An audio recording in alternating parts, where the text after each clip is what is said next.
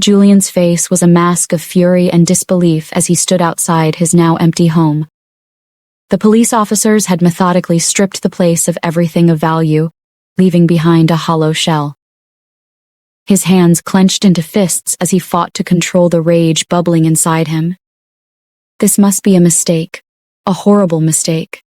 How could his grandmother have found out about his embezzlement? He had been so careful, covering his tracks meticulously. The humiliation of it all was unbearable. No one could know what had happened. Not the public, not his colleagues. He needed to maintain his image until he found a way to fix this. His mind raced with plans. He would visit his grandmother soon to beg for forgiveness and demand an explanation. Somehow, he would make her see reason. For now, he needed a place to stay. He couldn't return to the Harrington Castle in this state. His pride wouldn't allow it. Instead, he decided to book a room at the most luxurious hotel in the city, a place fitting for someone of his stature. He hailed a cab and directed the driver to the 5-star Carlton Hotel. As he stepped into the opulent lobby, Julian straightened his shoulders, attempting to exude the confidence and composure that had always been his trademark. The receptionist, a young woman with a polished smile, greeted him. "Good evening, Mr. Harrington. How may I assist you today?" she asked, clearly recognizing him. "I need a room," Julian said curtly.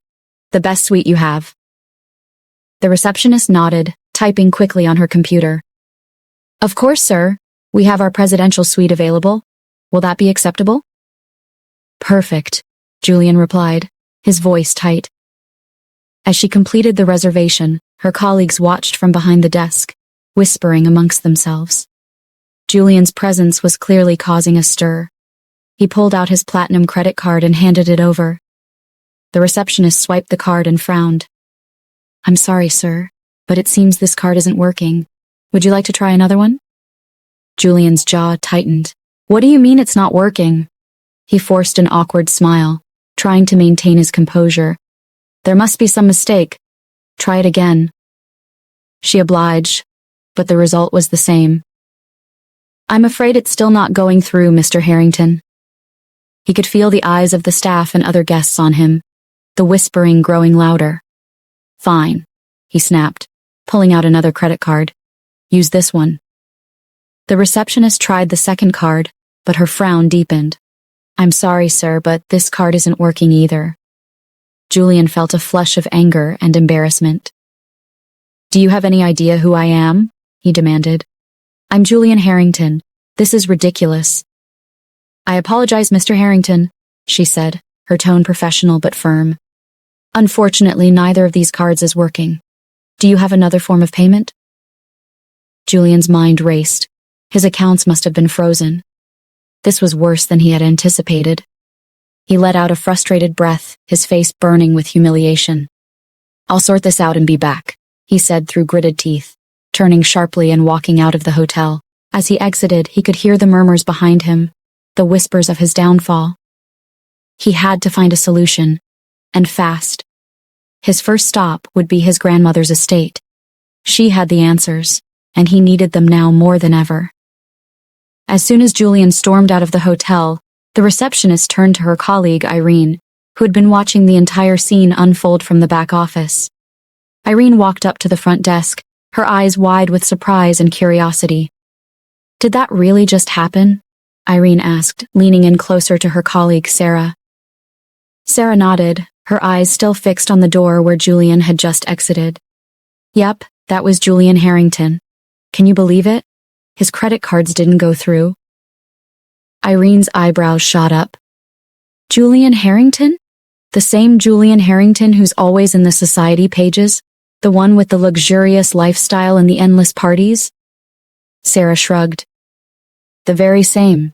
I couldn't believe it either. It's like something out of a soap opera." Irene leaned in even closer, lowering her voice. "Do you think he's in trouble? I mean, why would his cards suddenly stop working?" Sarah glanced around to make sure no guests were within earshot before responding. "I heard from my friend who works at the Harrington estate that he's been in some serious trouble. Something about embezzlement and his accounts being frozen. Apparently, his grandmother found out and is taking everything back. Irene gasped, covering her mouth with her hand. No way. That's huge. I wonder how he's going to get out of this one. He always seemed so untouchable. Sarah nodded. I know, right? It's like the mighty have fallen. I wonder if this means he's completely broke now. I mean, if his cards aren't working, he can't even stay at a hotel. Irene shook her head in disbelief. That's so wild. I never thought I'd see the day when Julian Harrington couldn't afford a room at the Carlton. Sarah smirked. Well, it looks like we're seeing it. I wouldn't be surprised if this ends up being the talk of the town. Everyone's going to want to know what happened. Irene grinned. You bet. I can already see the headlines. Julian Harrington's fall from grace. I just wish I could have been a fly on the wall during that whole scene. Sarah laughed. Well, you got the next best thing. I'll fill you in on all the juicy details later, but for now, let's just keep this between us. We don't want to get in trouble for gossiping about a guest, even if he is a disgraced millionaire. Irene nodded in agreement. Absolutely. Our little secret. But wow, what a story. Isn't he engaged to that wicked woman called Isabella? Sarah asked with a scoff. Of course he is, Irene replied. The two women exchanged knowing looks before getting back to their work, the excitement of the gossip still buzzing between them.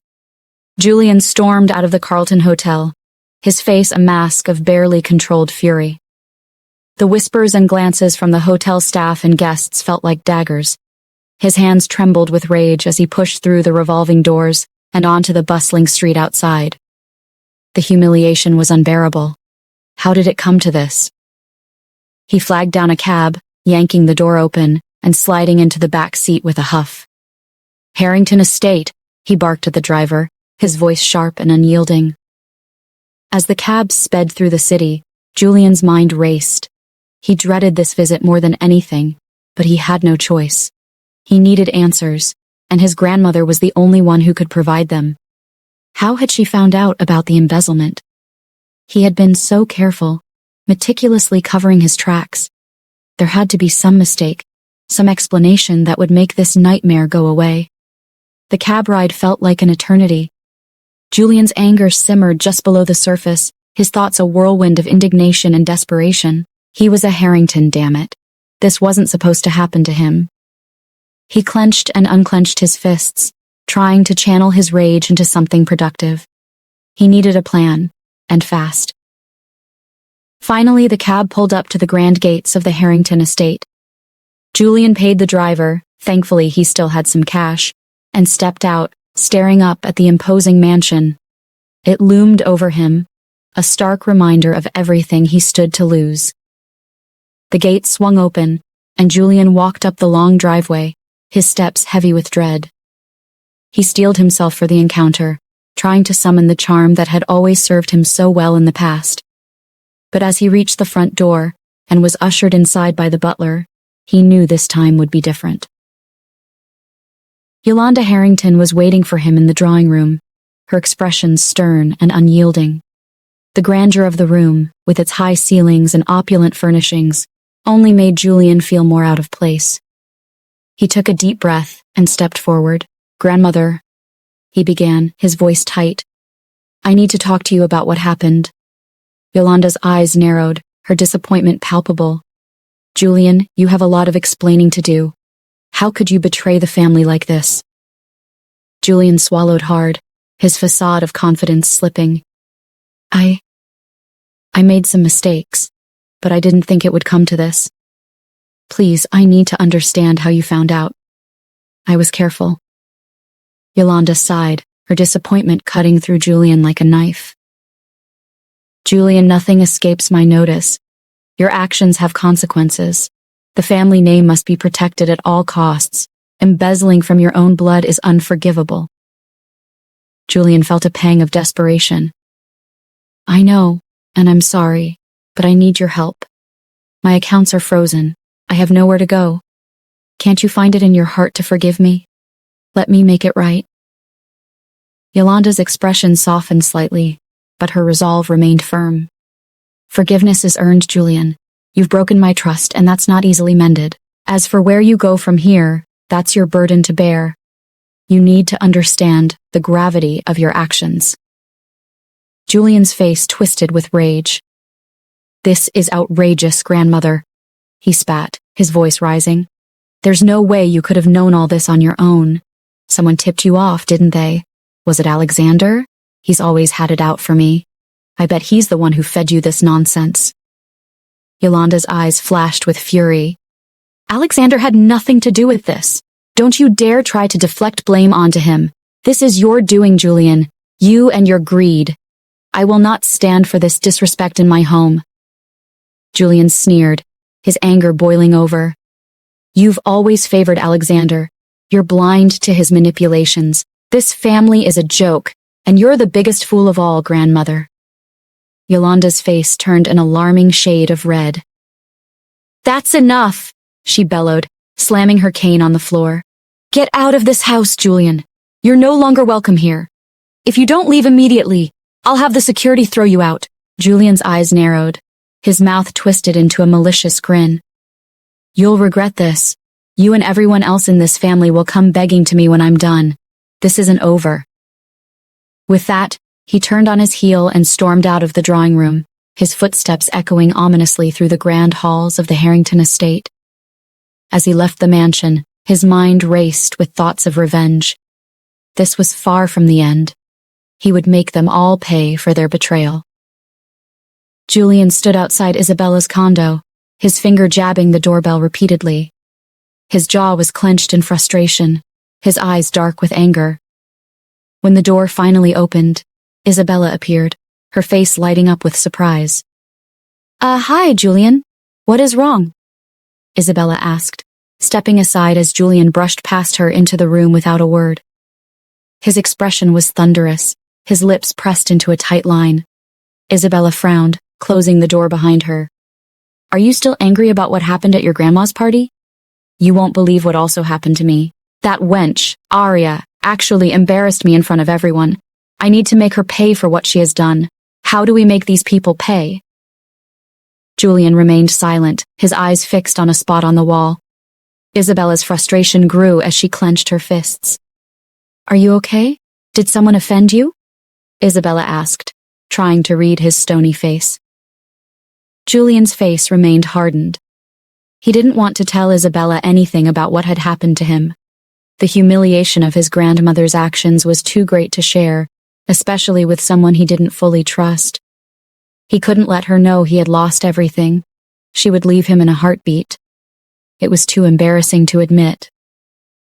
Alexander is the reason why I am like this. Alexander is the one who offended me, and I am going to make him pay greatly, Julian said through gritted teeth. A sly smile curved on Isabella's lips. Good. Together, we can destroy him. This time I will eliminate him for sure, Julian said, his voice filled with cold determination. Isabella's eyes widened. Then she smiled. Deep down, she was still afraid of Julian, especially after what he had done to her on the night of Grandma Yolanda's birthday. But she needed his help to get her revenge, so she was willing to bear with this psychopathic man until they made everyone who hurt them pay. I will be living here until further notice, Julian announced, his tone brooking no argument.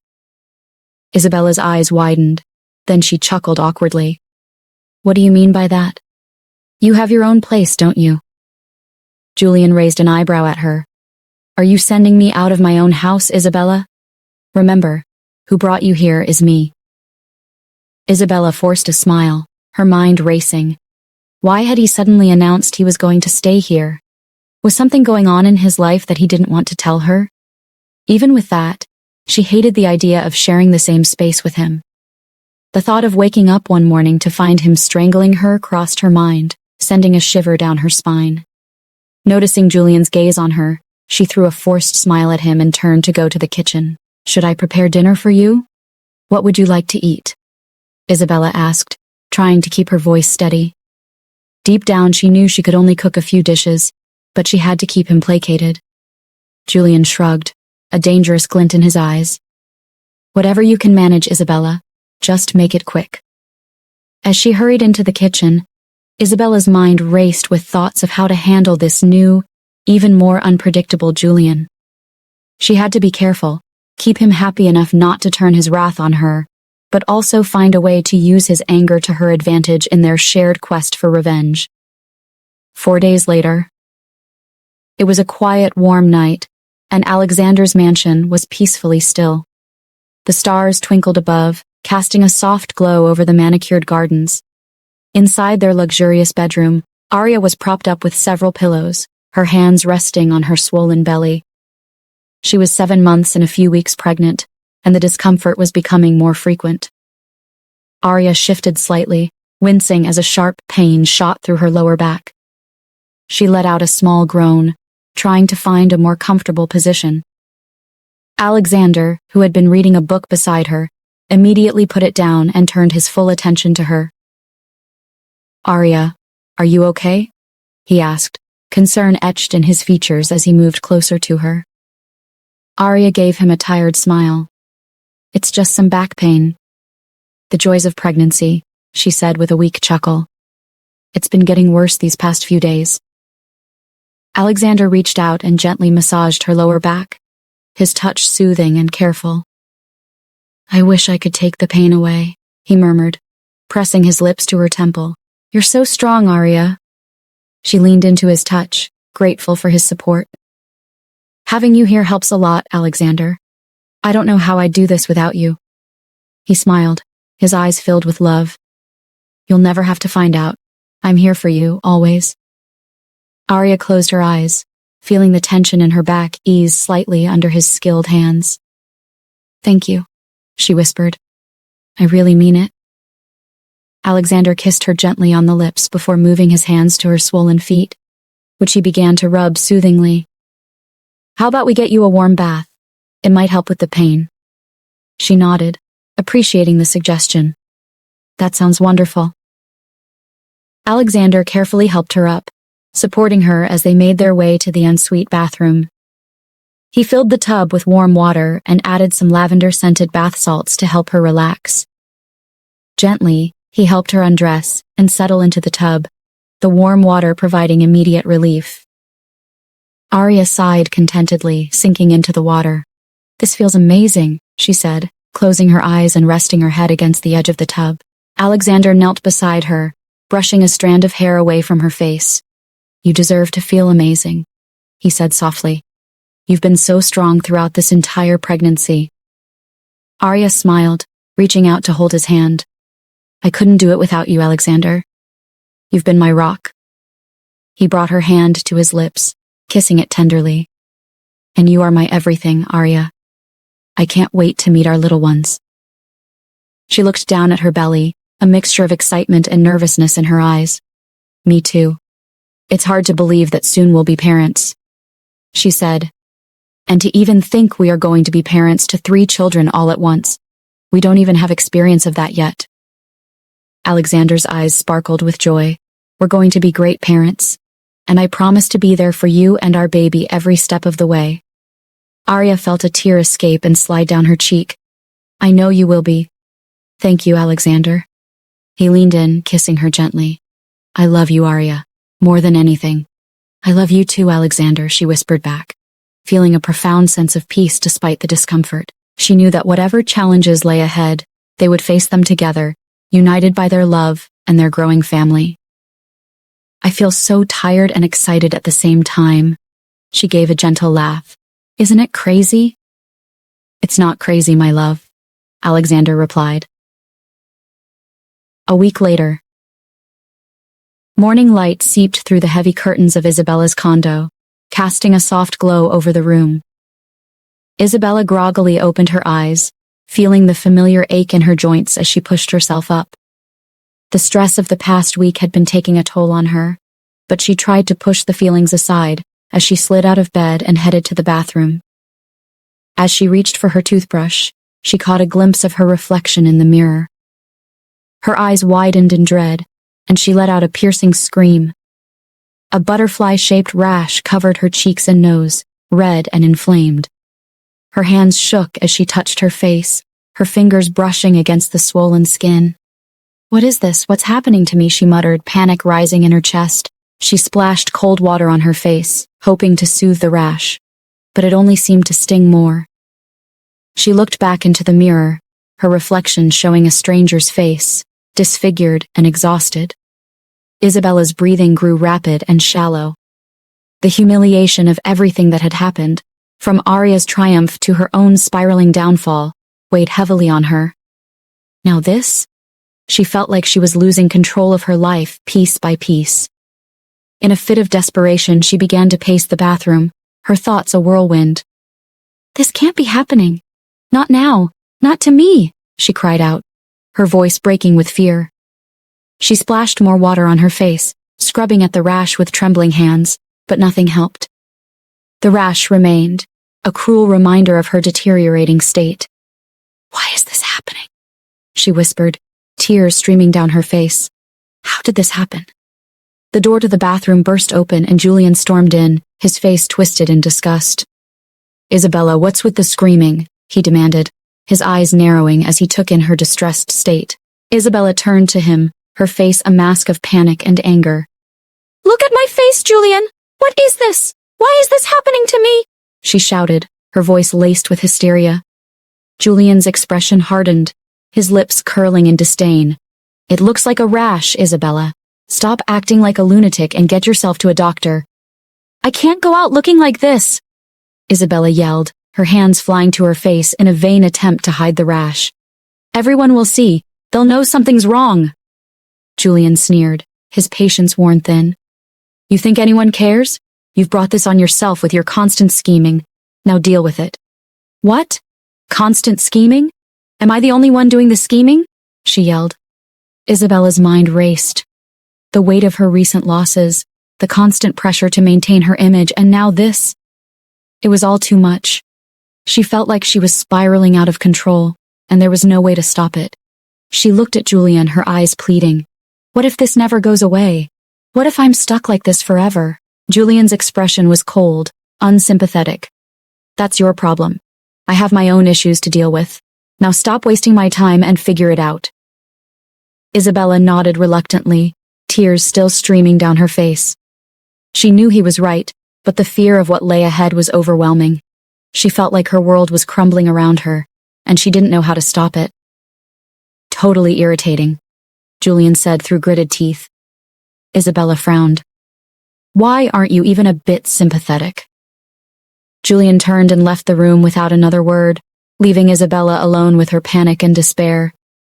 She felt utterly abandoned, her mind racing with dark thoughts. The stress of everything was pushing her to the brink, and she felt a flicker of something darker, a slight slip in her mental state. Isabella took a deep breath, trying to steady herself. She would see a doctor, find out what was happening to her, and take back control of her life. No matter what it took, she wouldn't let this defeat her. She suddenly started to feel nauseous from everything. She moved to the sink and vomited all the content in her stomach. "Ha! I hate this! I hate everything! No!" Isabella ranted.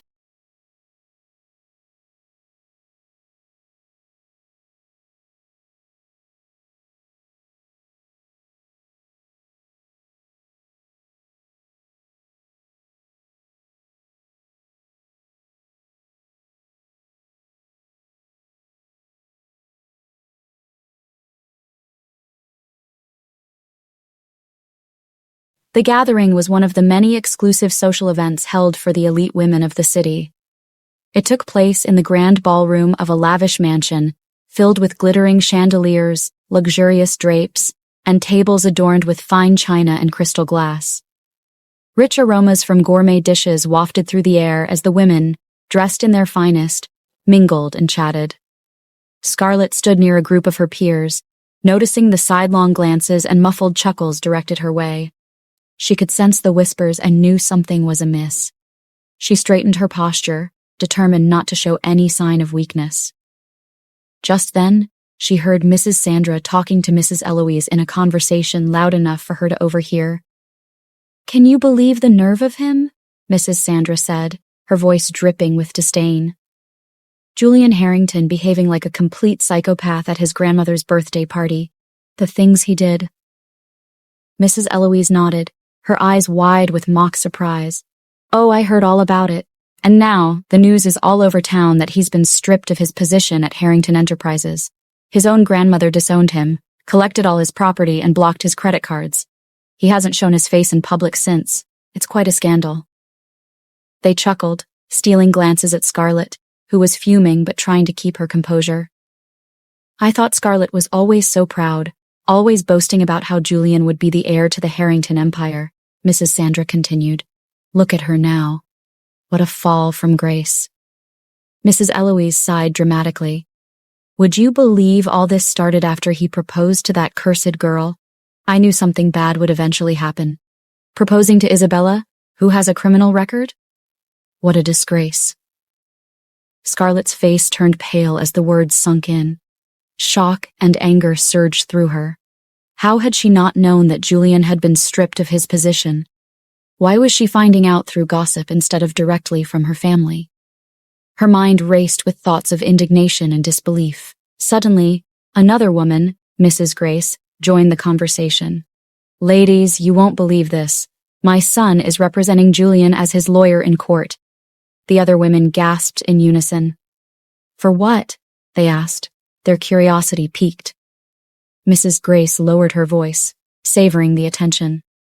Julian has been sued for abuse of human rights and blackmailing. Do you remember the deranged woman who caused a scene at the party the other night? They all nodded, their eyes wide with excitement. Well, it turns out she was trying to reveal the truth about Julian. She, along with 2 other women, have taken him to court. He's nothing but a psychopath, manipulating women to do his bidding, and then blackmailing them if they refuse. The women's faces lit up with shock and intrigue, their whispers growing louder. Imagine that, Mrs. Sandra said, her eyes sparkling with malicious glee. A gentleman of this society behaving so disgracefully. It's unbelievable. Mrs. Eloise shook her head. What a scandal. And to think we all thought so highly of him. Scarlett's expression hardened. Her shock turned to rage as she listened to their gleeful gossip. How could her own son be embroiled in such a scandal? How could Grandma Yolanda have acted so decisively without even informing her? The humiliation was unbearable, and the betrayal stung deeply. She clenched her fists, her mind swirling with anger and confusion. Julian might have made mistakes, but he was her son. She needed to get to the bottom of this, to find out the truth and restore some semblance of order to their lives. But for now, she had to endure the stares and whispers, maintaining her composure in the face of this devastating blow. Scarlett continued to stand amidst the gathering, her face a mask of forced composure. She could feel her anger simmering just beneath the surface as she listened to the ongoing conversation. Who saw Alexander's wife that night? She looked so dashing.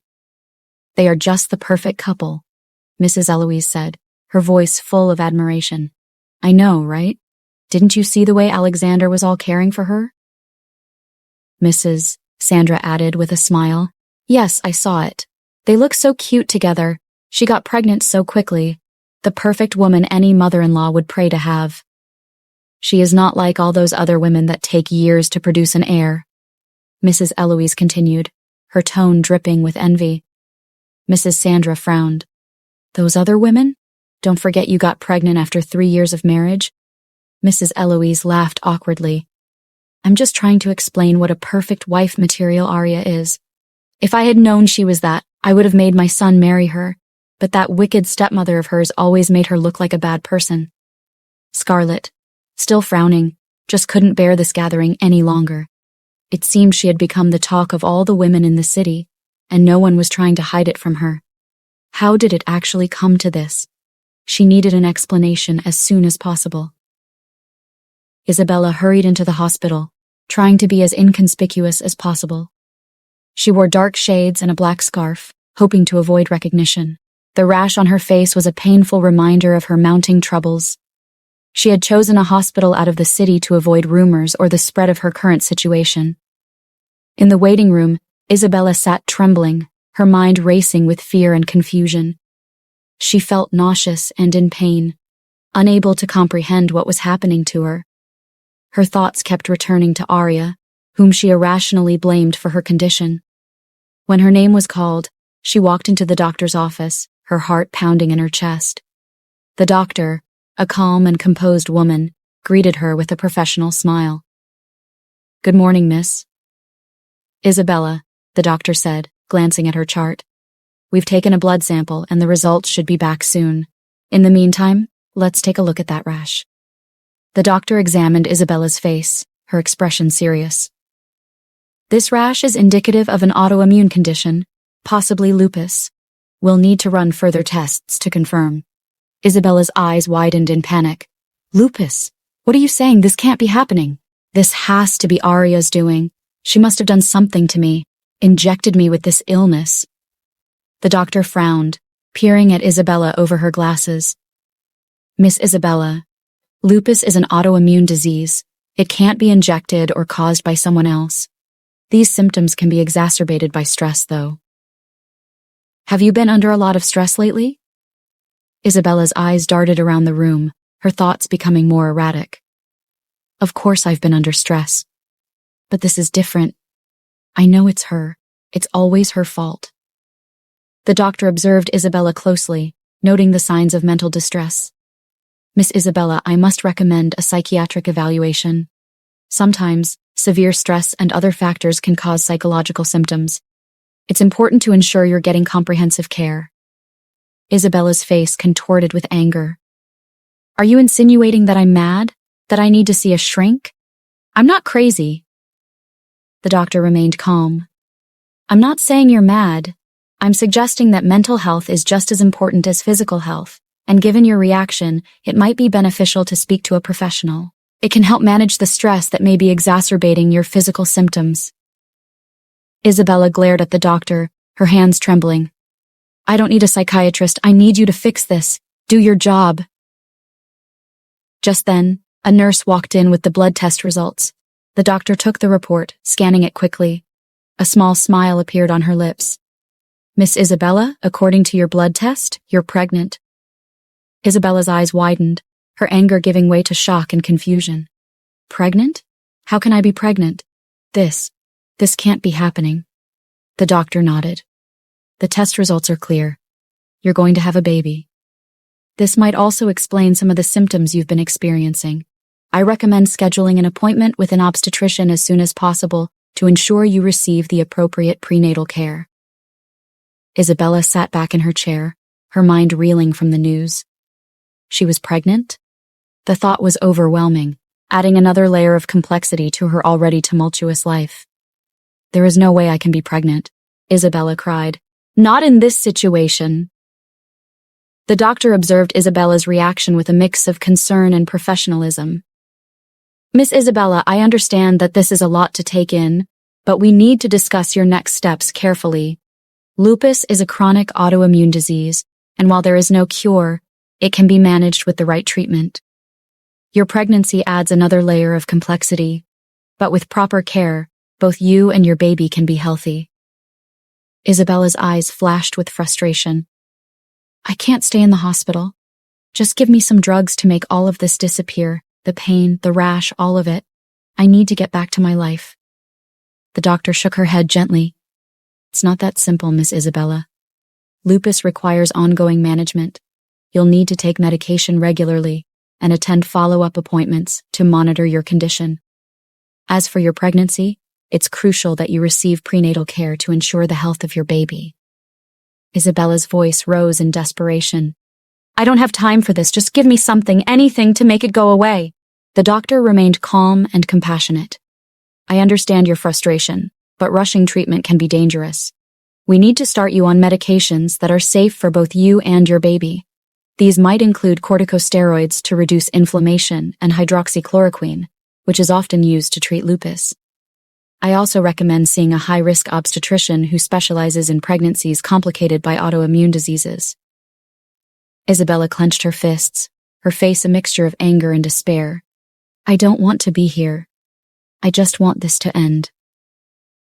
The doctor sighed softly, recognizing the fear and pain behind Isabella's outburst.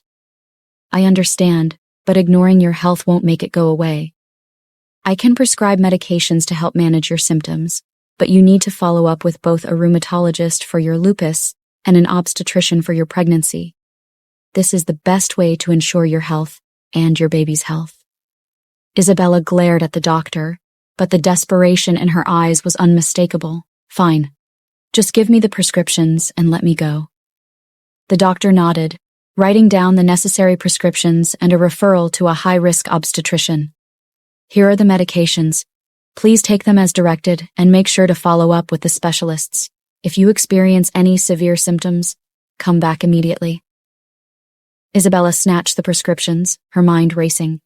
She had so much to process, and the weight of her situation was beginning to suffocate her. As she left the doctor's office, she couldn't help but feel that her world was unraveling even further. Julian paced back and forth in the living room of Isabella's condo, his mind a turbulent storm of rage and frustration. His fists clenched and unclenched as he tried to process the cascade of failures that had befallen him. The engagement to Isabella, which was meant to solidify his power and place within the Harrington Empire, had turned out to be a colossal miscalculation. Instead of securing his future, it had brought about his downfall. His grandmother's betrayal stung the most. How had she discovered his embezzlement? He had been meticulous, leaving no trail. Yet, she had stripped him of his access to the family's wealth and influence, leaving him penniless and powerless.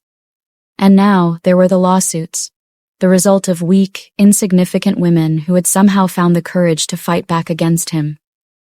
His image was crumbling, and with it, his grip on power. This engagement is just for nothing, just for nothing. It brought nothing but my downfall, Julian spat through gritted teeth. He slammed his fist onto the coffee table, sending a vase crashing to the floor. Shards of glass scattered across the room, but he barely noticed, his mind too consumed with dark thoughts. His eyes darkened as a sinister idea took shape. "This is not the end, Alexander," he muttered, his voice low and dangerous. "You think you've won, but you're wrong. I'll make sure you pay for this." Julian's expression twisted into a malevolent grin as he contemplated his next move. He grabbed a letter opener from the desk and began to carve deep gouges into the wooden surface, the repetitive motion seeming to soothe him. The destruction of the furniture mirrored the chaos in his mind, a manifestation of his need for control and dominance. He could feel the psychopathic rage bubbling up, barely contained. He envisioned all the ways he could ruin Alexander, imagining every step in vivid detail. His breath quickened, and his eyes gleamed with a manic intensity. This was not over, not by a long shot. Julian's thoughts drifted to Isabella. She was a pawn in his game, nothing more. Her usefulness had diminished, and now she was just another problem to deal with. He had no affection for her, only contempt. If she got in his way, he wouldn't hesitate to remove her from the equation. He picked up his phone and began scrolling through his contacts, searching for the right person to help him execute his plan. Someone who could operate in the shadows, someone who owed him a favor. He needed allies, even if they were the kind of people he despised associating with. Desperation was a powerful motivator, and Julian was prepared to do whatever it took to reclaim his power. As he made the call, his voice was cold and calculated. "I have a job for you," he said, laying out his plans with meticulous detail, "and it needs to be done without any mistakes." Hanging up the phone, Julian felt a grim sense of satisfaction. The wheels were in motion. He would not go down without a fight. Alexander and everyone else who had wronged him would soon understand the true extent of his wrath. "This is just the beginning," he whispered to himself, a chilling smile spreading across his face. "They'll regret ever crossing me." Raphael's mind had been racing with thoughts and questions since his encounter with Jessica and Mason a few days prior. He couldn't shake off the feeling that Mason was his son, and the more he thought about it, the more he felt a sense of responsibility and wonder. How could Jessica have kept this secret from him? Why hadn't she told him about the boy? What had she told Mason about his father? The questions swirled in his head like a storm, and he couldn't rest until he got the answers. He decided to confront Jessica, to demand the truth once and for all. He drove to her mall. Raphael stepped out of his car, his bodyguard following closely behind. As he gazed across the pavement, his eyes locked onto Jessica and his breath caught in his throat. She was stunning, her beauty radiating like a beacon. Her long, white pencil skirt hugged her curves, the slit revealing a tantalizing glimpse of her leg. The white shirt and coat draped elegantly over her shoulders, accentuating her porcelain skin. Her hair cascaded down her back like a golden waterfall, its soft waves framing her heart-shaped face. Raphael's eyes devoured her, his mind struggling to reconcile this vision with the memory of their past. He felt his pulse race, his heart pounding in his chest. For a moment, he forgot the purpose of his visit, lost in the depths of her captivating eyes. Jessica's gaze narrowed as she approached him, her expression a mix of wariness and defensiveness. "What are you doing here, Raphael?" she asked, her voice laced with a hint of annoyance. As Jessica approached Raphael, her eyes widened in surprise, and her steps faltered slightly. She quickly composed herself, but her gaze betrayed a hint of unease. Her eyes darted around as if searching for an escape route or a distraction from the impending conversation. Raphael's tall frame and broad shoulders seemed to loom over her, his piercing eyes fixed intently on hers. His chiseled features were set in a determined expression, his jawline clenched in resolve. His dark hair was perfectly styled, and his tailored outfit accentuated his athletic build. Jessica's frown deepened, her eyebrows furrowing in annoyance. Her voice was laced with sarcasm, her words dripping with disdain. "I left you hanging? Or your supposed fake girlfriend interrupted us?" she said, her eyes flashing with a hint of jealousy. Raphael's eyes never wavered, his gaze remaining steady and intense. His deep voice was firm, yet laced with a hint of vulnerability. "We haven't said anything to each other, Jessica. I believe you are hiding something from me. I am here to ask you. Who is the father of your son? Am I the one?" The air was thick with tension, the silence between them palpable. Jessica's eyes seemed to search for a way out, her mind racing with excuses and justifications. But Raphael's unwavering gaze held her captive, demanding the truth. "Raphael, I don't know what you're talking about," Jessica said, trying to evade the truth. Raphael's eyes narrowed, his gaze piercing through Jessica's attempted evasion. He took a step closer, his voice low and urgent. "Don't play dumb, Jessica. I know it's possible. Mason's hair, his smile, they're mine. Tell me the truth." As Raphael's intensity increased, Jessica's bodyguards instinctively moved forward, their hands raised to intervene. Dave, Raphael's bodyguard, glared at them, his eyes warning them to back off. Jessica's eyes darted between the men, her expression a mix of guilt and anxiety. "You two, stay back," she ordered her bodyguards, her voice firm. "Give us some space," she told them.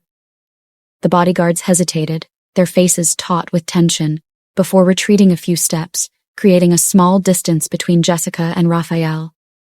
Raphael took a deep breath, trying to calm himself. "Please, Jessica, tell me the truth." "Is Mason mine?" he asked. Jessica crossed her arms, her expression defensive. "Why do you feel or think he is yours? You have 2 children, Raphael." Raphael's face dropped, his eyes clouding over with pain. "And so? My youngest died a few weeks before I divorced my wife." Jessica's face contorted in shock and sympathy. "Oh my, I am so sorry, Raphael. I had no idea. I shouldn't have said that." Raphael's eyes locked onto hers, his voice barely above a whisper. "You shouldn't have kept this secret from me, Jessica. Tell me the truth. Is Mason my son?" Jessica's face crumpled, tears streaming down her cheeks as she finally revealed the truth. "Yes, Raphael.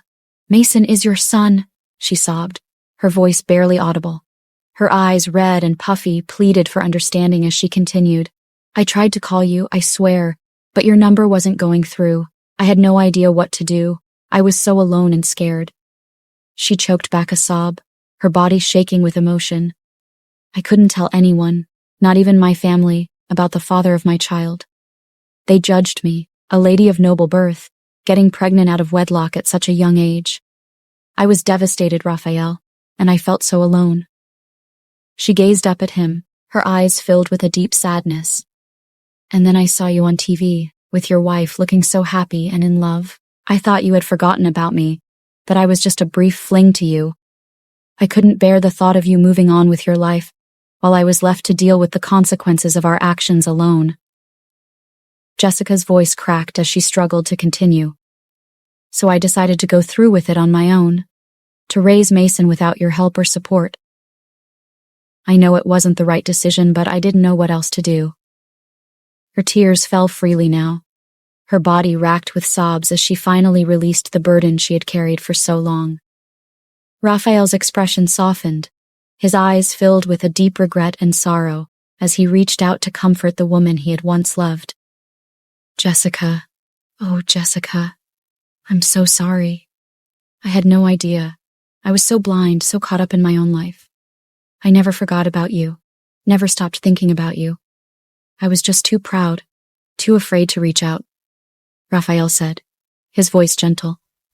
He reached out, his hands grasping for hers, his fingers wrapping around them in a warm embrace.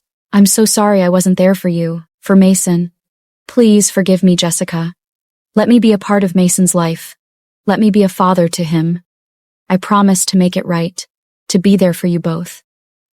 His words poured out, a heartfelt plea for a second chance, for redemption, for a chance to make things right. Raphael's arms opened wide and he enveloped Jessica in a warm, gentle hug. He pulled her close, his chest pressing against hers, as he wrapped his arms around her trembling body. His fingers intertwined with hers, holding her hands tightly, as if never wanting to let her go. Are you angry with me? I avoided telling you the truth that night, and honestly, it was so wrong and bad of me. I am not that kind of person, Jessica mumbled. Jessica's head nestled into the crook of his neck, her tears soaking into his shirt. She felt safe, protected, and understood in his embrace. Raphael's cheek rested against her hair, his breath whispering against her ear. I'm not angry with you, Jessica, he said, his voice filled with sincerity. I'm just glad you told me the truth. And by the way, you've raised Mason incredibly well. He's a bright, curious, and kind young boy. You should be proud of yourself. Raphael's arms relaxed, and he gently released Jessica from his embrace. A warm smile spread across his face, his eyes shining with genuine appreciation. Raphael's smile grew wider, his eyes crinkling at the corners. I'm grateful for your honesty, Jessica. It takes a lot of courage to admit the truth, especially after all these years. He paused, his gaze softening. We've both made mistakes, but we can't change the past. What matters is that we're here now, and we have a chance to make things right, for Mason's sake, and for ours. Jessica smiled, looking at him. She just hadn't dreamt of this day before. Raphael's eyes widened in alarm as he saw a red light of a sniper's scope fixed on Jessica's chest. His expression transformed from determination to shock and fear in an instant. His head jerked to the side, scanning the surrounding area to locate the source of the threat, his eyes darting back and forth like a hawk searching for prey. Without hesitation, he instinctively moved to protect Jessica, his body acting on reflex. He swiftly positioned himself in front of her, his arms spread wide, shielding her from the potential harm. Just as he blocked Jessica, a loud crack echoed through the air, and Raphael felt a searing pain strike his shoulder. He grunted, his body tensing from the impact. Blood splattered onto Jessica's white clothes, staining them crimson. Jessica gasped, her eyes wide with horror, as Jessica's bodyguards rushed to their side, drawing their weapon and scanning the area for the shooter. Get down! Get down now! One of them yelled, pulling Jessica and Raphael to the ground, shielding them with their bodies. Jessica's eyes widened in terror as she realized Raphael had been shot, her face contorting in anguish. Tears burst forth, streaming down her cheeks as she gazed at Raphael's wounded shoulder. Raphael, no! Oh God, no! Please, no! She sobbed, her voice cracking with despair. Raphael, despite his own pain, managed a weak chuckle. Hey, it's okay, Jess. It's not serious. Don't cry. But Jessica couldn't contain her tears. I can't help it. You're hurt. Oh God, this is all my fault. Raphael's expression softened, his eyes filled with concern and trying to hide his pain. Hey, are you okay? You're shaking. It's not your fault, okay? Jessica shook her head, her body trembling. No, I'm not okay. You're hurt. Oh God, what if? Dave, Raphael's bodyguard, rushed to their side, his face grim. Sir, we need to get you to the hospital now. You've been shot, and we don't know the extent of the damage. The other bodyguards stood up and helped them up from the ground. We need to evacuate the area, ma'am. It's not safe, one of them said to Jessica. Dave carefully helped Raphael to his feet, supporting his weight. Let's go, sir. We'll get you to the hospital. You're going to be okay. I believe someone was trying to harm you, ma'am. We need to take you somewhere safe, one of Jessica's bodyguards said. No, I'm going to the hospital with Raphael. That's a safe place, Jessica replied. A few minutes later, Alexander was at LH Star when he got a call from Jessica that someone had tried to assassinate her and Raphael had saved her. Alexander's face turned ashen as he listened to Jessica's words, his eyes widening in shock and disbelief. What? Someone tried to assassinate Jessica? He repeated, his voice laced with alarm. As he relayed the information to Nathan, his expression transformed into a mask of fury. He slammed his hands on the table, his teeth gritted in anger. It's that psychopath Julian. I can't believe he would dare harm his own sister. Nathan's eyes flashed with concern. It seems you're not only his target, Alexander. He's trying to get back at those who wronged him. Julian is really sick, man. We need to get rid of him before he hurts more people. Those lawsuits won't be enough. He'll just spend a few years in jail and then he'll be out. Alexander's eyes narrowed, a calculating glint in their depths. It's time to end this game. He paused, his mind racing with strategy. I believe I'm his next target. Let's create a show for him. Nathan's eyes locked onto Alexander's, understanding the unspoken plan. You mean, use yourself as bait?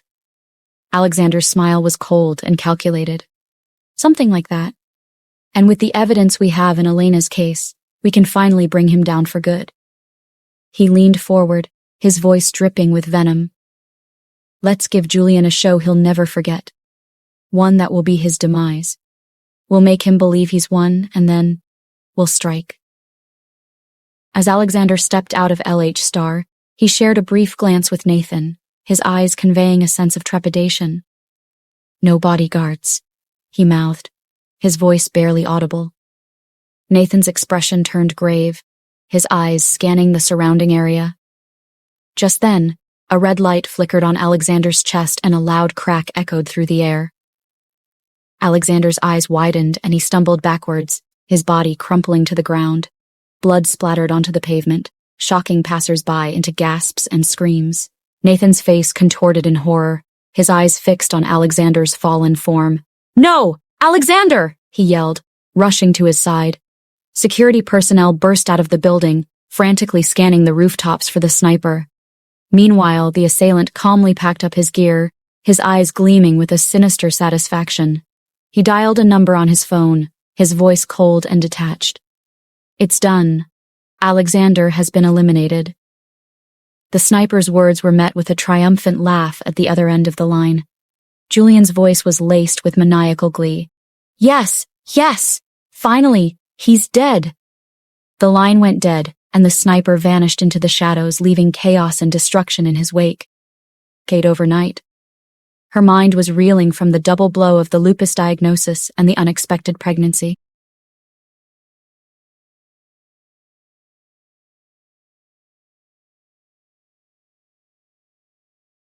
She felt like her world was crashing down around her, and she was powerless to stop it. Isabella thought to herself, I need to do something about my situation. I'm certain Julian is the father of my child. Why then should I be in despair? I should be happy that finally a part of our plan is coming together. But her thoughts were laced with uncertainty. She remembered her encounter with Ryan a few weeks ago and wondered if he could be the father. She scoffed at the idea, convincing herself that Julian was the only possible father.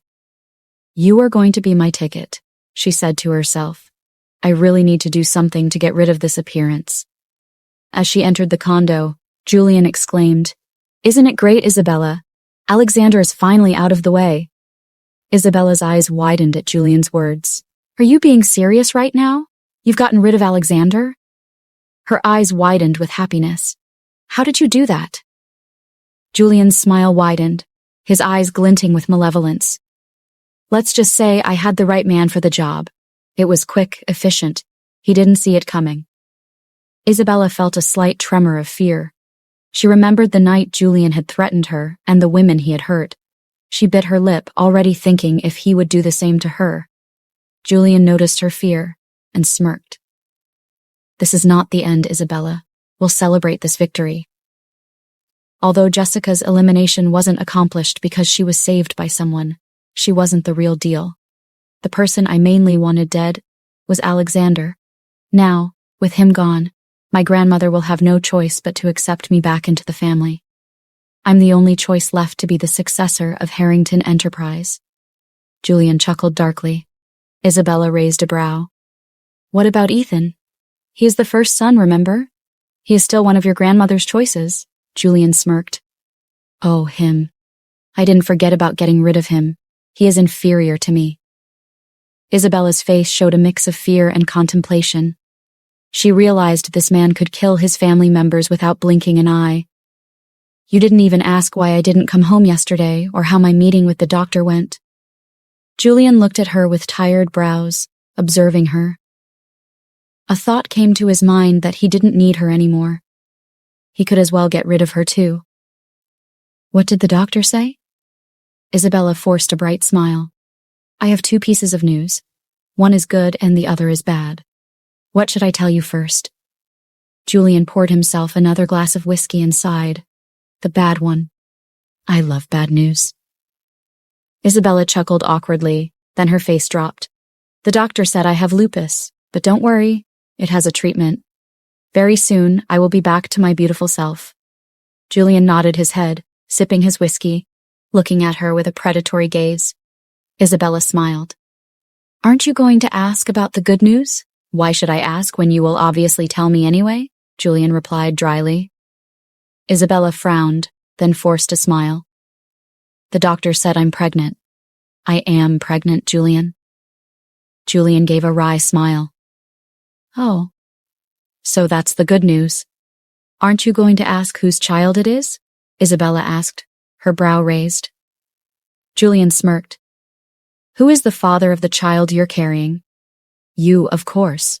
Who else would be the father if not you?" Isabella said. Julian chuckled loudly, leaving Isabella puzzled. He then stopped and looked at her, taking a step forward. Isabella took a step backward, obviously afraid and confused. "Are you trying to pin another man's child on me?" "That's so bad, Isabella." "I thought we were partners," Julian said. "What do you mean by that?" "The child is yours, Julian. Isn't this what you've always wanted?" "Our plan?" Isabella said. Julian scoffed. "Oh, really? Tell me the truth while I'm still being nice. Who is the father of this child?" "It's you. Why won't you believe me?" "The child is yours," Isabella insisted. "Do you take me for some fool, Isabella?" "I'm sure you do," Julian said. "How are you so sure I am fooling you? Do you even have any proof that the child isn't yours?" Isabella said boldly. "I can't father a child," Julian said, dropping the bombshell. Isabella's face went pale. Her eyes widened in shock. Her mind raced, and she staggered backward, unable to process the revelation. Julian's laughter echoed in her ears, a chilling reminder of the darkness she was entangled in. Isabella's face was a picture of shock, her eyes wide with disbelief and horror. Her skin, already fragile and sensitive from the lupus rashes, seemed to sag, and her butterfly rash flared up, becoming more pronounced as she struggled to process Julian's words. Her mouth agape, she stared at him, her expression a mix of shock, fear, and humiliation. She looked completely blindsided, as if the ground had been pulled out from under her. Julian started to chuckle again. "Oh, cat got your tongue? What exactly did you take me for? A fool?" A woman who obviously stole her own sister's fiancé and painted her sister evil in front of everyone. How do you expect me to trust such a woman fully? What? You think because I got you out of jail and gave you an offer, that means I trusted you fully? You must be delusional. I had cameras planted in every crook and cranny of this apartment I got for you, and you didn't even think of sleeping with him elsewhere. But instead you brought him to the apartment I bought for you. Am I some joke to you? Julian said, taking steps towards her. Isabella moved backwards, her face a mixture of fear, shock, and dawning horror. I watched everything that happened. How you two made love. It was a great show. You're carrying his child, and now you're thinking of pinning it on me? Julian chuckled. Isabella's expression was a tumultuous mix of panic and desperation. Her eyes darted around, searching for an escape. Her breathing quickened, and she seemed on the verge of tears. Her mind raced, but she couldn't find the right words to respond. Julian continued, his tone mocking. I wasn't furious, honestly. I mean, it's not like I have any feelings for you or anything, so seeing you with another man didn't irk me. But now, pinning a child on me? That's a whole new level, Isabella stammered, her voice barely a whisper. Julian, I didn't mean... Julian cut her off with a dismissive wave. Save it, Isabella. You've made your bed, now lie in it. Just know this. There are consequences of trying to play me for a fool. Isabella's world seemed to crumble around her as Julian's words sank in. Isabella's face turned pale, her body trembling. This man is a monster. A complete and utter monster. How could he possibly do that to her? Isabella could feel her world crumbling. If Julian truly couldn't father a child, did that mean Ryan was the father of her baby? She collapsed to her knees, tears pouring down her face. She was utterly finished. Finished. What was she going to do now? You're stupid if you think your grandmother will take you back, Isabella spat, her voice breaking. Have you forgotten all the lawsuits against you? The evidence. You're going to spend the rest of your life behind bars, Julian. Maybe you're delusional after all. Why would you think you would be free after killing Alexander? She laughed bitterly, tears streaming down her face. You are finished. Julian smirked. If I go down, you're going down with me, he said coldly. Isabella's laughter was tinged with hysteria, her tears streaming down her face. You're threatening me. You're the one who's finished, Julian. You're the one who's going to rot in prison, and I'll make sure of it. I'll testify against you. You're delusional if you think you'll get away with this. She spat the words out, her anger and hurt boiling over. You're a monster, Julian, a complete and utter monster, and I'm done with you. Too bad you're just realizing that. You're done with me when I tell you so, Julian replied. Isabella's eyes flashed with defiance. You'll regret this, Julian. Mark my words. You'll regret everything, she hissed. Julian scoffed and walked out, leaving Isabella crumpled on the floor, her sobs echoing through the empty room. A few hours later, Alexander and Arya were in their cozy home. Arya sat on the couch, her hand resting on her swollen belly. Alexander had just returned from the hospital, where he had gone to visit Jessica. Alexander gently brushed a strand of hair from Arya's face. How are you feeling, love? He asked, his voice filled with concern. Arya smiled softly, though her eyes showed her lingering worry. I'm just glad you're okay. I was so scared, Alexander. I don't know what I would have done if something had happened to you. He kissed her forehead tenderly. I'm fine, Arya. It was all part of the plan. Julian needed to believe he had won, but now we have the upper hand. Arya nodded, her hand moving to her lower back. It's just, I'm so tired, and my back is killing me. Alexander's eyes filled with sympathy. I know, sweetheart. Let me help. He gently lifted her legs onto his lap and began to massage her swollen feet. Arya sighed in relief, closing her eyes. That feels amazing, she murmured. Anything for you, Alexander replied, his hands working gently yet firmly. You've been through so much. Just rest, and let me take care of you. As he continued to massage her feet, a delicious aroma wafted in from the kitchen. The new maid, Veronica, was busy preparing dinner, her presence a welcome addition to their household during this stressful time. Arya opened her eyes and looked at Alexander with love. "I don't know what I would do without you, Alex." He smiled, leaning down to kiss her. "And I don't know what I would do without you. You're my everything, Arya." They sat in comfortable silence for a few moments, the tension of the past days slowly melting away. Arya's back pain eased under Alexander's skilled hands, and she felt a wave of gratitude wash over her. "Do you need anything else?" Alexander asked softly. Arya shook her head. "Just stay with me. That's all I need." Alexander nodded, his eyes filled with love and devotion. "Always, my love. Always. I feel bad for not being able to go check up on Jessica. Thank goodness Raphael was there with her. I really can't imagine what would have happened if he hadn't blocked the shot with his body," Arya mumbled. "He has won my respect with that simple act of his. Well, it seems he won all of Jessica's heart because she won't just leave his side in the hospital," Alexander said with a chuckle. "It is obvious she still has feelings for him. I hope she has told him the truth, though, about Mason."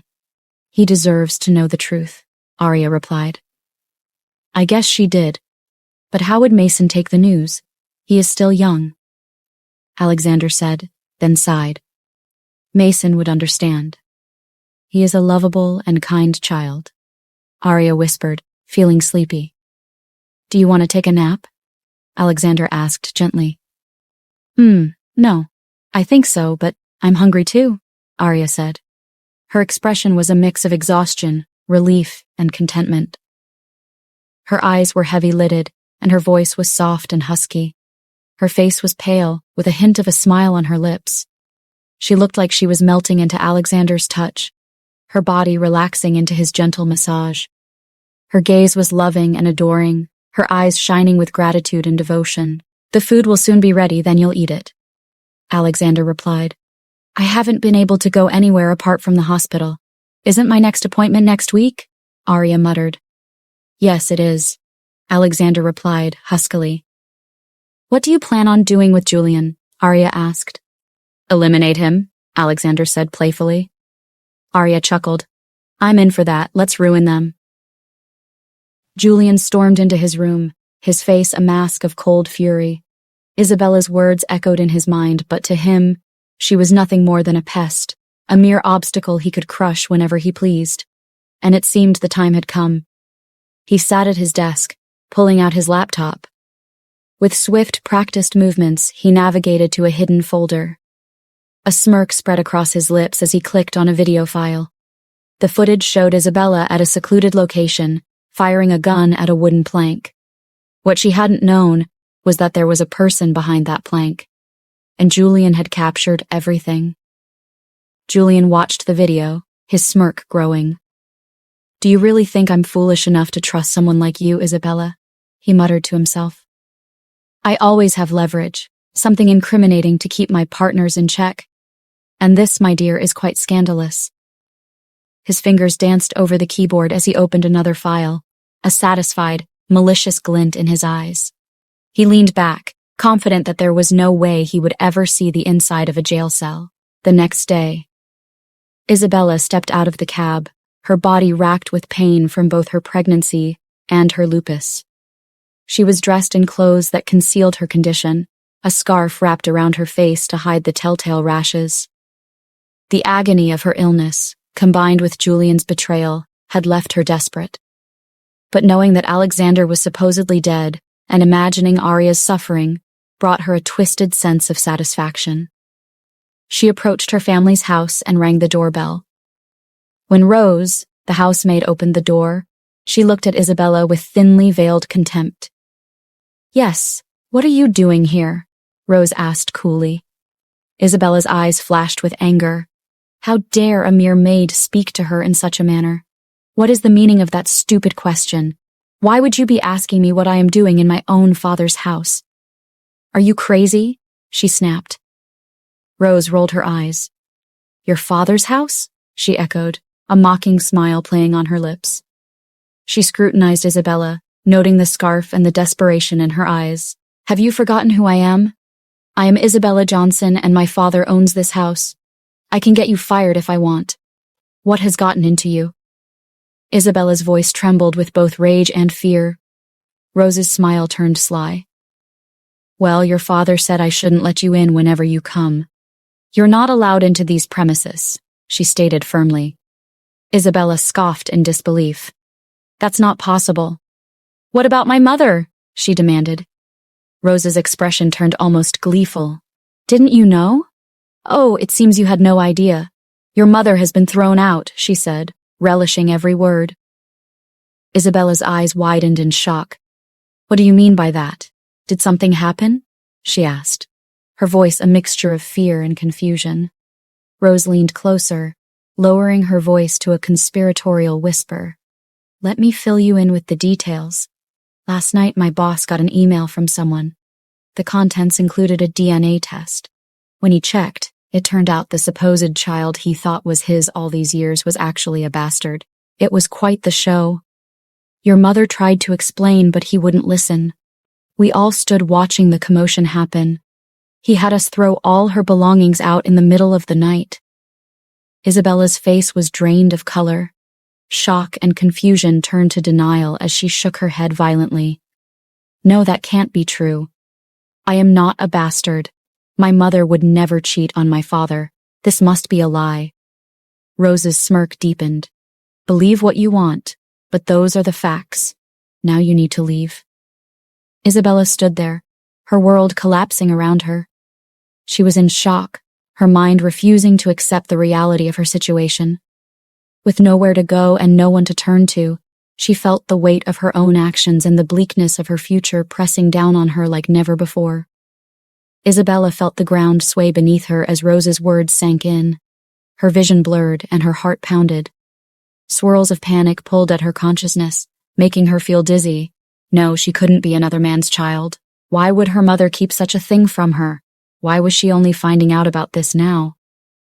Desperate for answers, Isabella fumbled in her bag for her phone. Her hands shook so violently she could barely switch it on. The screen lit up, revealing a flood of missed calls and voicemails from her mother. As she began to listen, the emotion in her mother's voice made Isabella's heart ache even more.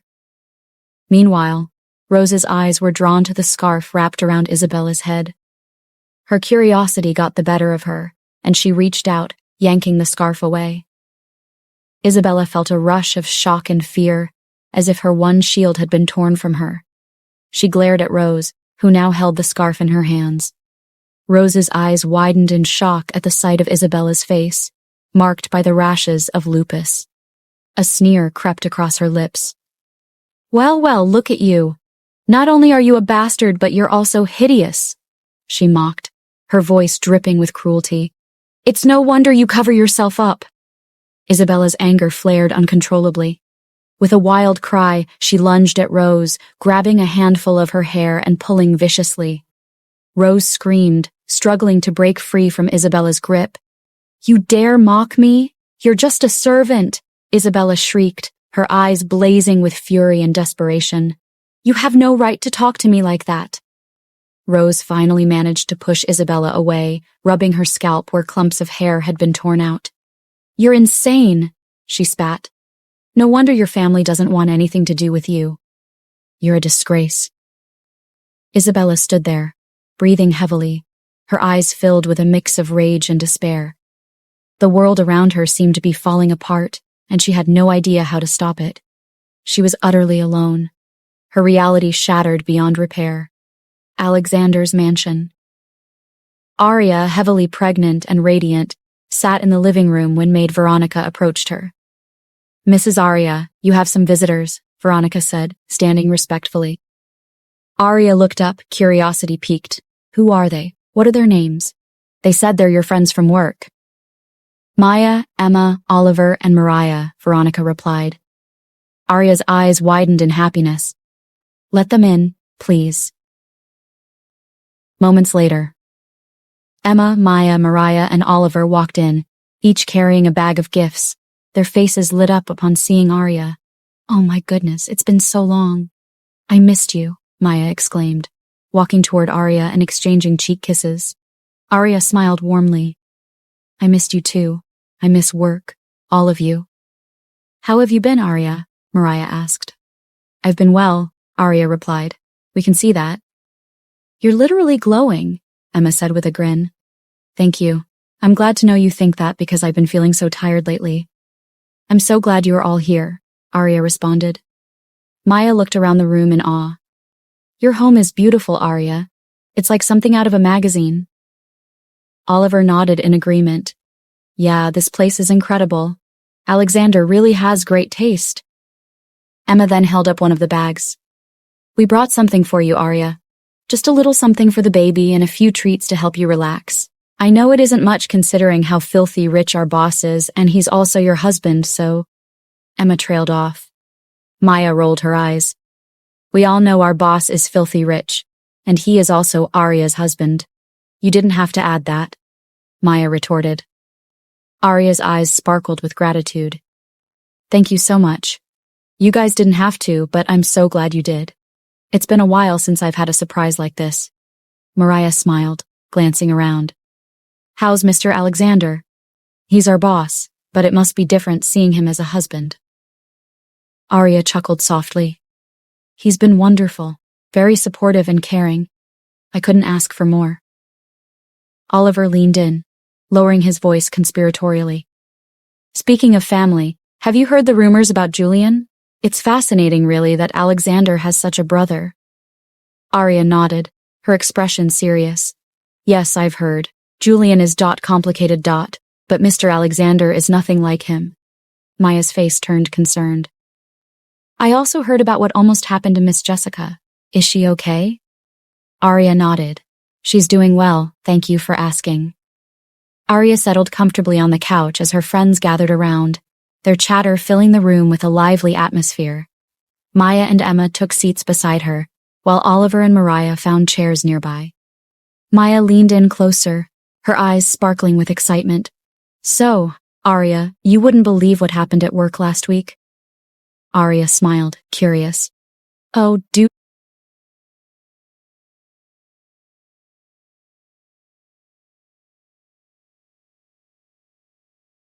Julian stormed into his room, his face a mask of cold fury. Isabella's words echoed in his mind, but to him, she was nothing more than a pest, a mere obstacle he could crush whenever he pleased. And it seemed the time had come. He sat at his desk, pulling out his laptop. With swift, practiced movements, he navigated to a hidden folder.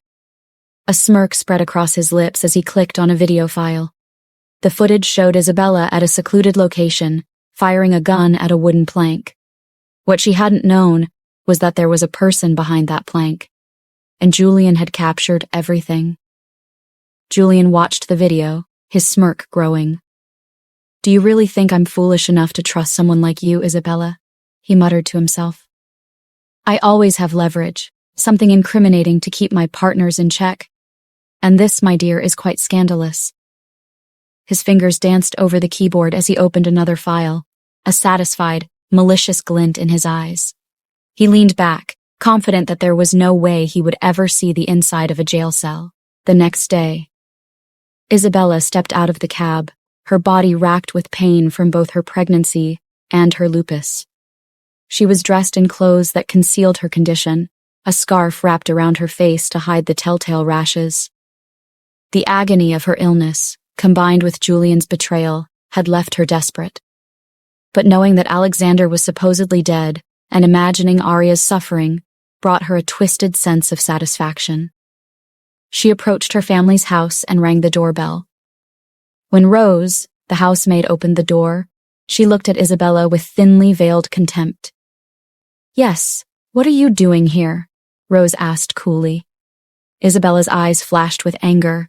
How dare a mere maid speak to her in such a manner? What is the meaning of that stupid question? Why would you be asking me what I am doing in my own father's house? Are you crazy? She snapped. Rose rolled her eyes. Your father's house? She echoed, a mocking smile playing on her lips. She scrutinized Isabella, noting the scarf and the desperation in her eyes. Have you forgotten who I am? I am Isabella Johnson, and my father owns this house. I can get you fired if I want. What has gotten into you? Isabella's voice trembled with both rage and fear. Rose's smile turned sly. Well, your father said I shouldn't let you in whenever you come. You're not allowed into these premises, she stated firmly. Isabella scoffed in disbelief. That's not possible. What about my mother? She demanded. Rose's expression turned almost gleeful. Didn't you know? Oh, it seems you had no idea. Your mother has been thrown out, she said, relishing every word. Isabella's eyes widened in shock. What do you mean by that? Did something happen? She asked, her voice a mixture of fear and confusion. Rose leaned closer, lowering her voice to a conspiratorial whisper. Let me fill you in with the details. Last night my boss got an email from someone. The contents included a DNA test. When he checked, it turned out the supposed child he thought was his all these years was actually a bastard. It was quite the show. Your mother tried to explain, but he wouldn't listen. We all stood watching the commotion happen. He had us throw all her belongings out in the middle of the night. Isabella's face was drained of color. Shock and confusion turned to denial as she shook her head violently. No, that can't be true. I am not a bastard. My mother would never cheat on my father. This must be a lie. Rose's smirk deepened. Believe what you want, but those are the facts. Now you need to leave. Isabella stood there, her world collapsing around her. She was in shock, her mind refusing to accept the reality of her situation. With nowhere to go and no one to turn to, she felt the weight of her own actions and the bleakness of her future pressing down on her like never before. Isabella felt the ground sway beneath her as Rose's words sank in. Her vision blurred and her heart pounded. Swirls of panic pulled at her consciousness, making her feel dizzy. No, she couldn't be another man's child. Why would her mother keep such a thing from her?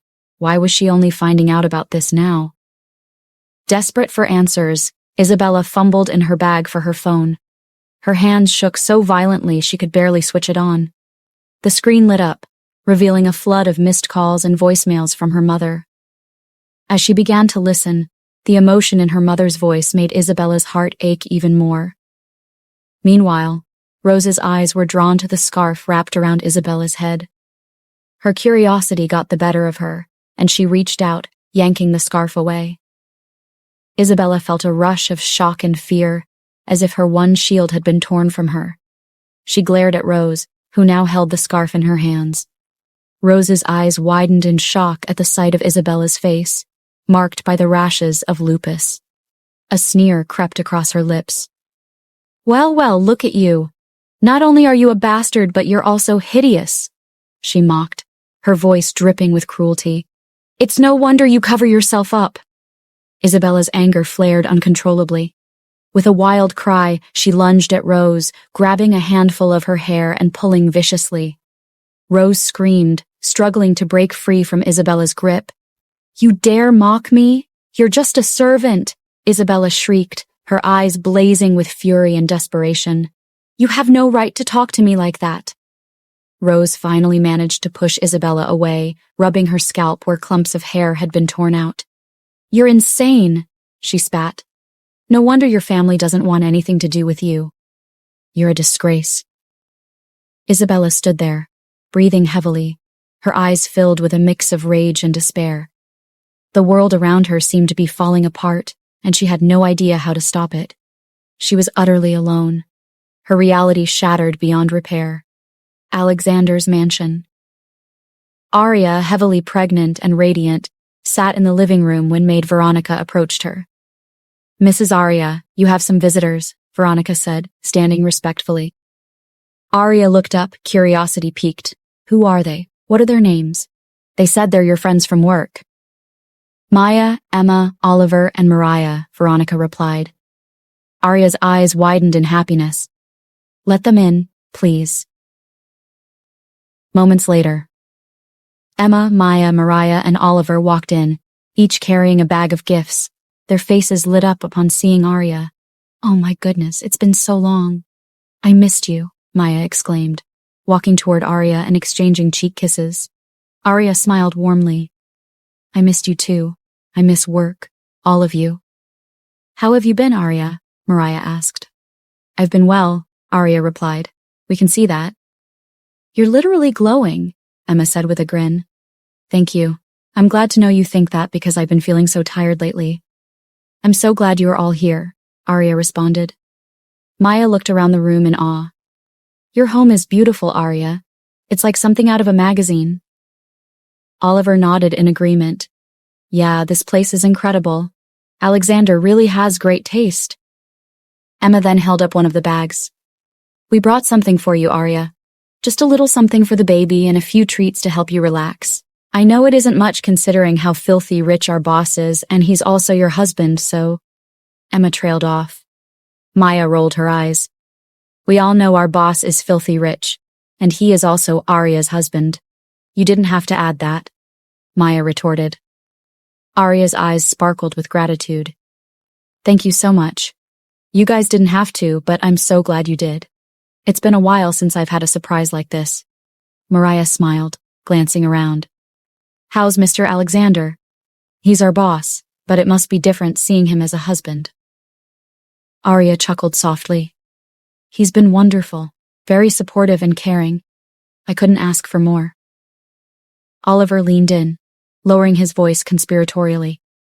Speaking of family, have you heard the rumors about Julian? It's fascinating, really, that Alexander has such a brother. Arya nodded, her expression serious.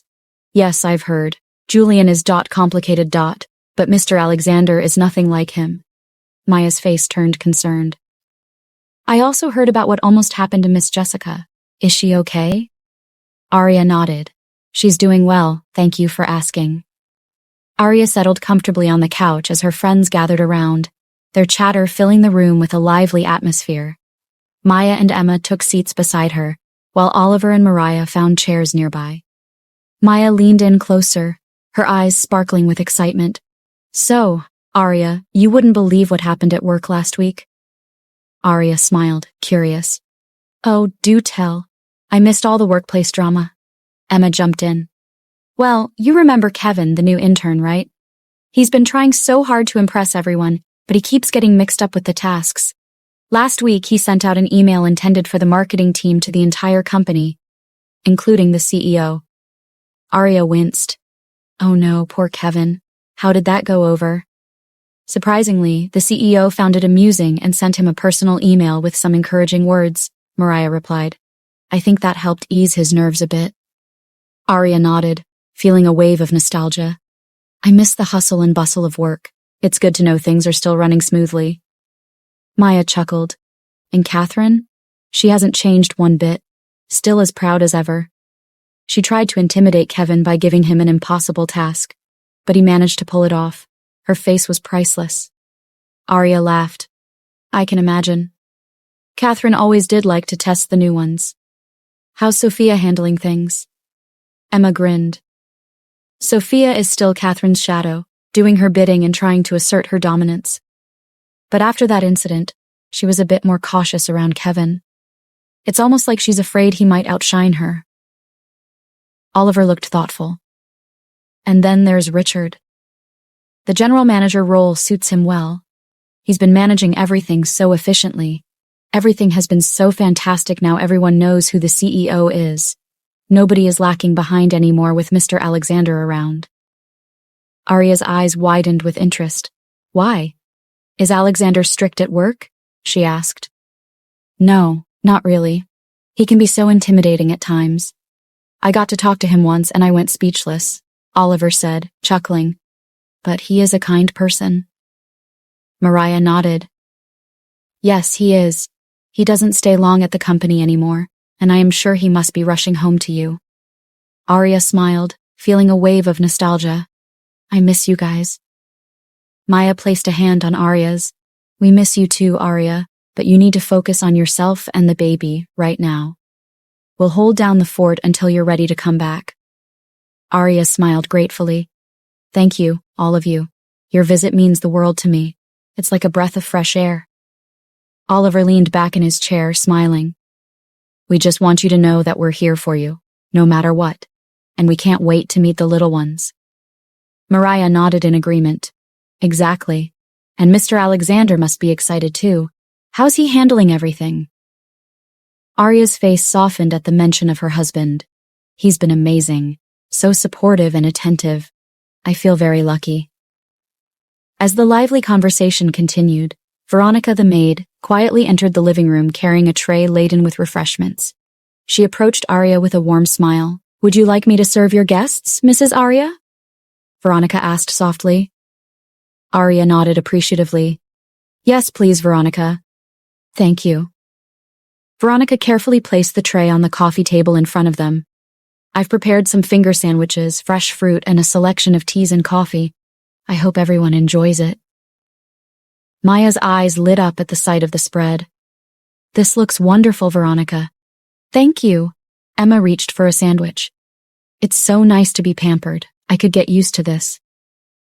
Arya smiled, watching her friends dig in. Veronica is amazing. She always knows just what we need. Oliver poured himself a cup of coffee. This place is really something else, Arya. You and Alexander have made a beautiful home. A mansion. A big one. Mariah nodded in agreement. Absolutely. It's so peaceful here. I can see why you love it. As they enjoyed the refreshments, the conversation flowed naturally, touching on various topics from workplace anecdotes to personal updates. Maya leaned back, sipping her tea. Speaking of work, Catherine has been more intense than usual. She's still not over the fact that you're the CEO's wife. She tries to act like she's above everyone, but we all see through it. Arya chuckled. Catherine's always been that way. I'm just glad I don't have to deal with her on a daily basis right now. Emma grinned. And Sophia's still tagging along, of course. But I think she's starting to realize that her alliance with Catherine might not be as beneficial as she thought. Olivia smiled. You enjoy talking about work, don't you? Olivia asked, his question directed at Maya. Especially talking about Catherine. I dislike her, Maya replied. Veronica returned to check on them, her presence a reassuring backdrop to the cozy gathering. Is there anything else I can get for you all? Arya looked around at her friends, who shook their heads, content with the delicious spread.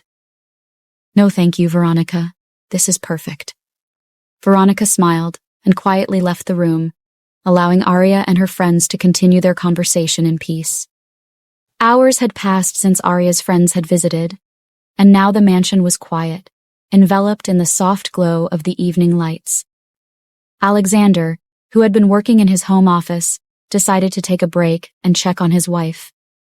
He stepped out into the hallway and made his way to the living room. There he found Arya sitting on the couch watching TV. Her face lit up when she saw him. Alexander felt a rush of happiness as he approached her. He bent down and kissed her on the cheek, lingering for a moment to breathe in her scent. He moved to the stereo system and selected a playlist, setting a soft, romantic tune to play. The music filled the room with a soothing melody, and Alexander began to sway his body to the beat, his movements a mix of grace and playful exaggeration. Arya raised an eyebrow at him, her lips curving into a chuckle. What the hell are you doing? Is that how to dance? She teased. Alexander gave her a playful expression, continuing to move his body in a humorous yet endearing way. This, my love, is my special dance just for you. Why are you suddenly doing this? I thought you were busy in your office. You can't take a rest, can you? You love working, Arya said, her tone affectionate. I love making love to you too, Alexander replied in a sexy, deep tone. He moved closer, his eyes darkening with desire. And holding you close like this. Arya's face flushed and she smiled at herself. You're impossible, you know that? Stand up. Come dance with me, babe, Alexander said softly, extending his hand to her. He gently helped Arya up, supporting her with care as she adjusted to her swollen belly. I don't want to dance, Arya pouted, trying to sound stern but failing miserably as a smile tugged at her lips. Alexander chuckled, pulling her closer. Oh, come on. Just a little dance. For me. He placed his hands on her hips, guiding her movements with a gentle touch. As they swayed together, Alexander's hands slipped to her buttocks, holding her firmly yet tenderly. He leaned in, his lips brushing against her ear. "You're the most beautiful woman in the world, Arya," he whispered. Arya felt a shiver run down her spine at his words, her body pressing closer to his. "You always know what to say to make me melt," she murmured, her voice soft and filled with emotion. Alexander smiled, his hands caressing her back. "It's because you deserve to be reminded every day how incredible you are." He kissed her neck, his lips trailing soft, lingering kisses along her skin. Arya tilted her head back, a soft sigh escaping her lips as she gave in to the moment. "You're going to drive me crazy, you know that?" she whispered. "That's the plan," Alexander replied with a grin. He continued to dance with her, their bodies moving in perfect harmony. The room seemed to fade away, leaving just the two of them, lost in their own world of love and passion. Alexander's lips found Arya's, and they kissed deeply, passionately. His hands roamed over her body, one slipping down to grasp her buttocks firmly. Their kiss intensified, becoming more urgent and heated. Unable to resist, Alexander gently guided Arya back to the couch, sitting down with her, him on top. The music played on, its rhythm matching the quickening pace of their hearts. Arya's hands roamed over Alexander's body, her fingers tracing the muscles of his back and arms. She pulled him closer, deepening the kiss even more. Alexander's hands continued their exploration, one hand still gripping her buttocks, the other cradling her face tenderly. They kissed with an intensity that spoke volumes of their love and desire. Alexander's lips moved from her mouth to her neck, leaving a trail of burning kisses. Arya moaned softly, her body responding to his touch.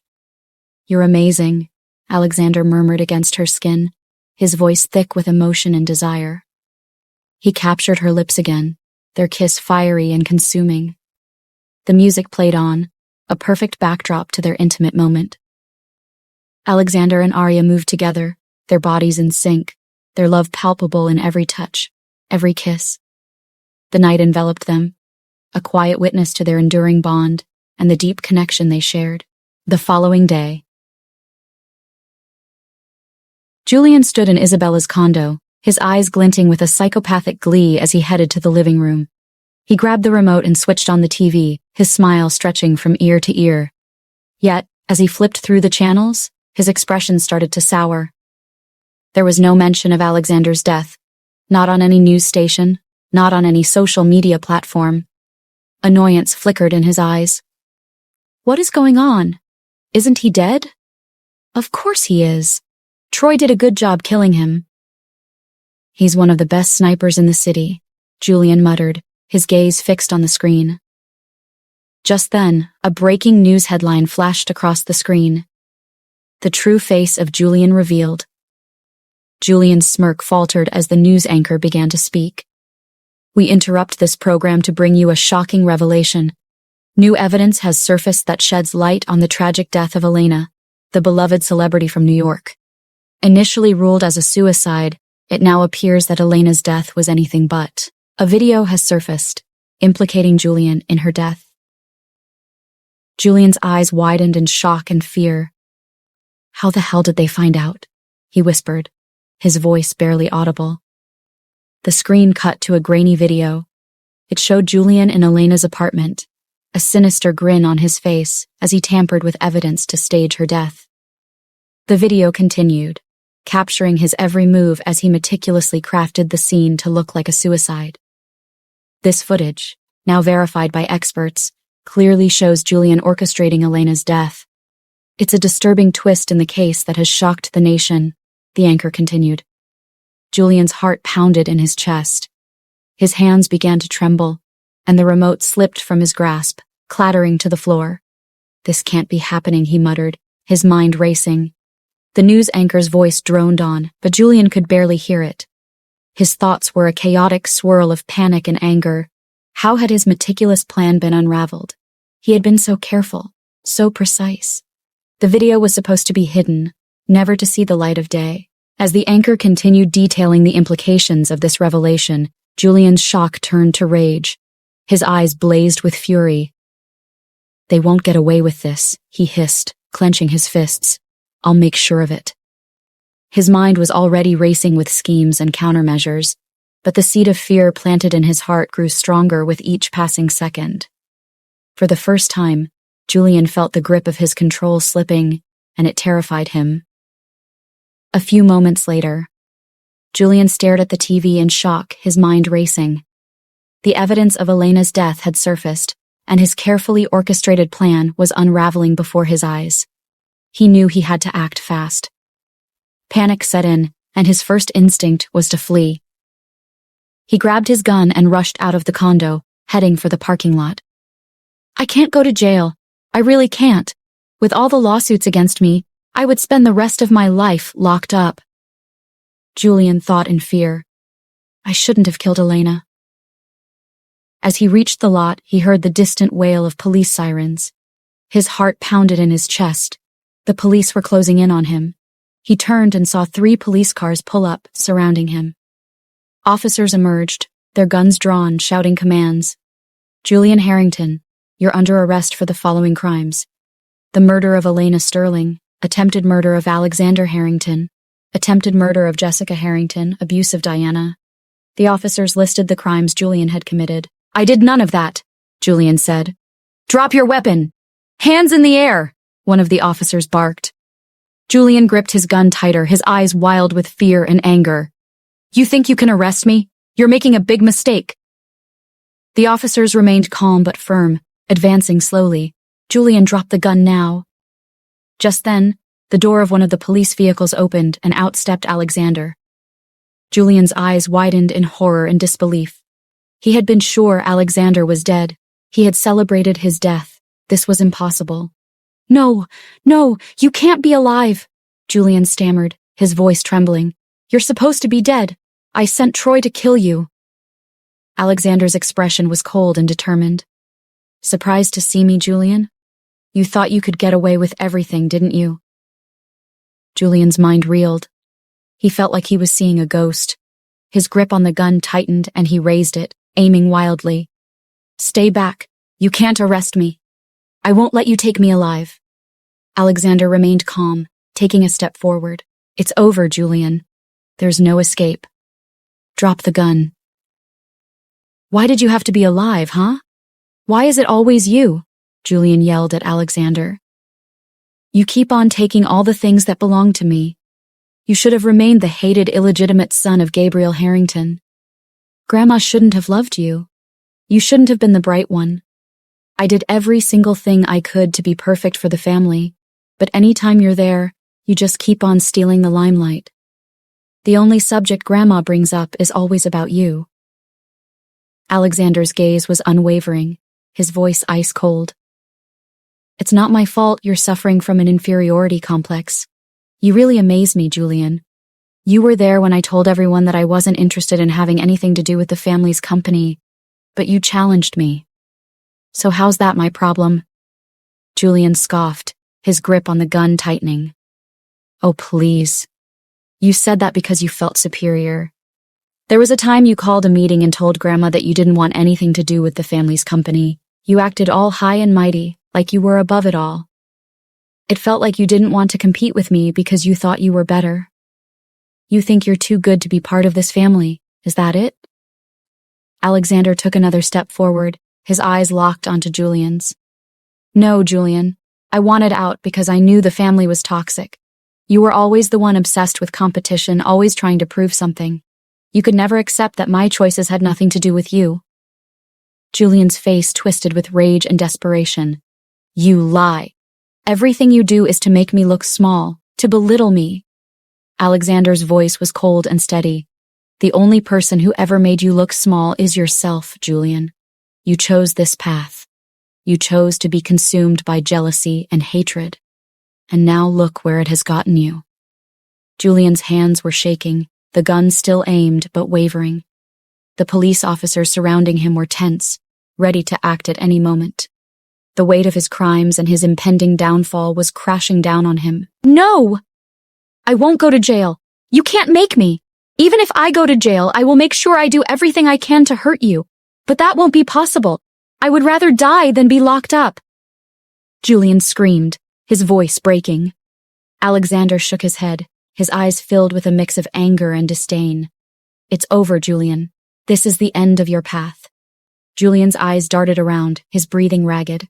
Realizing there was no escape, he raised the gun to his own head. "I'd rather die than be humiliated like this." The police officers shouted, "No, drop the gun!" Before anyone could react, Julian pulled the trigger. The sound of the gunshot echoed through the parking lot. Julian's body crumpled to the ground, blood pooling beneath him. The police officers rushed forward, but it was too late. Alexander stood frozen, shock and disbelief etched on his face. He hadn't expected Julian to take his own life. He had wanted Julian to face justice, to pay for his crimes. Instead, Julian had taken the coward's way out. "God damn it," Alexander muttered under his breath, frustration and anger boiling within him. He had wanted Julian to suffer, to rot in prison for all the harm he had caused.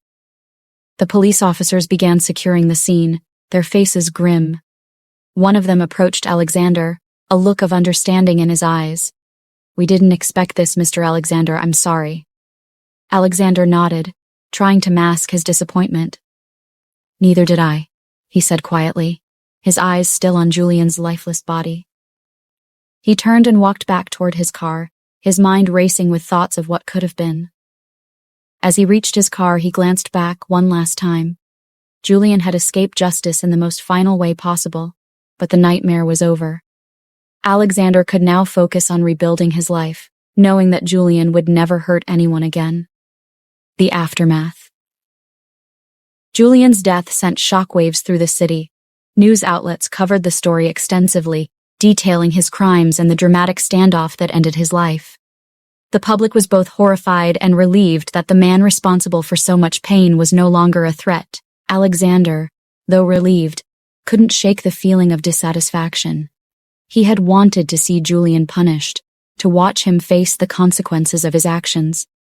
But he took solace in the fact that justice, in some form, had been served. Returning home, Alexander found Arya in the living room, her face lighting up as she saw him.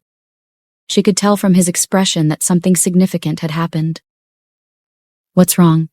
she asked gently, reaching out to him. Alexander sighed, sitting down beside her. "It's over. Julian is dead. He killed himself when the police cornered him." Arya's eyes widened in surprise. "I can't believe it. After everything he did. I wanted him to pay for his crimes, to see him rot in prison," Alexander admitted, his voice filled with frustration. "But he took the easy way out." Arya squeezed his hand, offering comfort. "He's gone now. He can't hurt anyone anymore. That's what matters." Alexander nodded, knowing she was right. "Yeah, you're right. It's just, I wanted to see him suffer for everything he did. We'll find peace, Alexander. We have each other, and we have our future to look forward to," Arya said, her voice soothing. Alexander leaned in, kissing her softly. "You're right. We have each other, and that's all that matters now." As they sat together, Alexander felt a sense of calm wash over him. The nightmare was finally over, and he could now focus on the future, knowing that he and Arya were safe. Justice had been served, and they could finally move on with their lives. "And Isabella?" Arya asked Alexander. "Hers is coming soon. I will do anything to make sure she is alive to serve her punishment." The following day, the sun was high in the sky as Alexander and Arya made their way to the hospital. The events of the previous day were still fresh in their minds, and the weight of it all seemed to press down on them. Alexander was determined to visit Raphael, who had heroically taken a bullet to save Jessica. When they reached Raphael's hospital room, they found him lying in bed, bandaged but in good spirits. Jessica was by his side, her eyes lighting up when she saw Alexander and Arya enter. "Alexander, Arya, it's good to see you," Jessica greeted them. Jessica went to hug Arya. "It's good to see you too," Arya replied. Arya smiled, waddling slightly due to her pregnancy.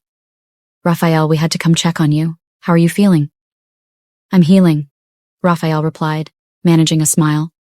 "Thanks to some good doctors and a bit of luck." Alexander approached the bed, his expression serious. "You saved Jessica's life, Raphael." I can't thank you enough for that. Raphael shook his head. I did what anyone would have done. I'm just glad she's safe.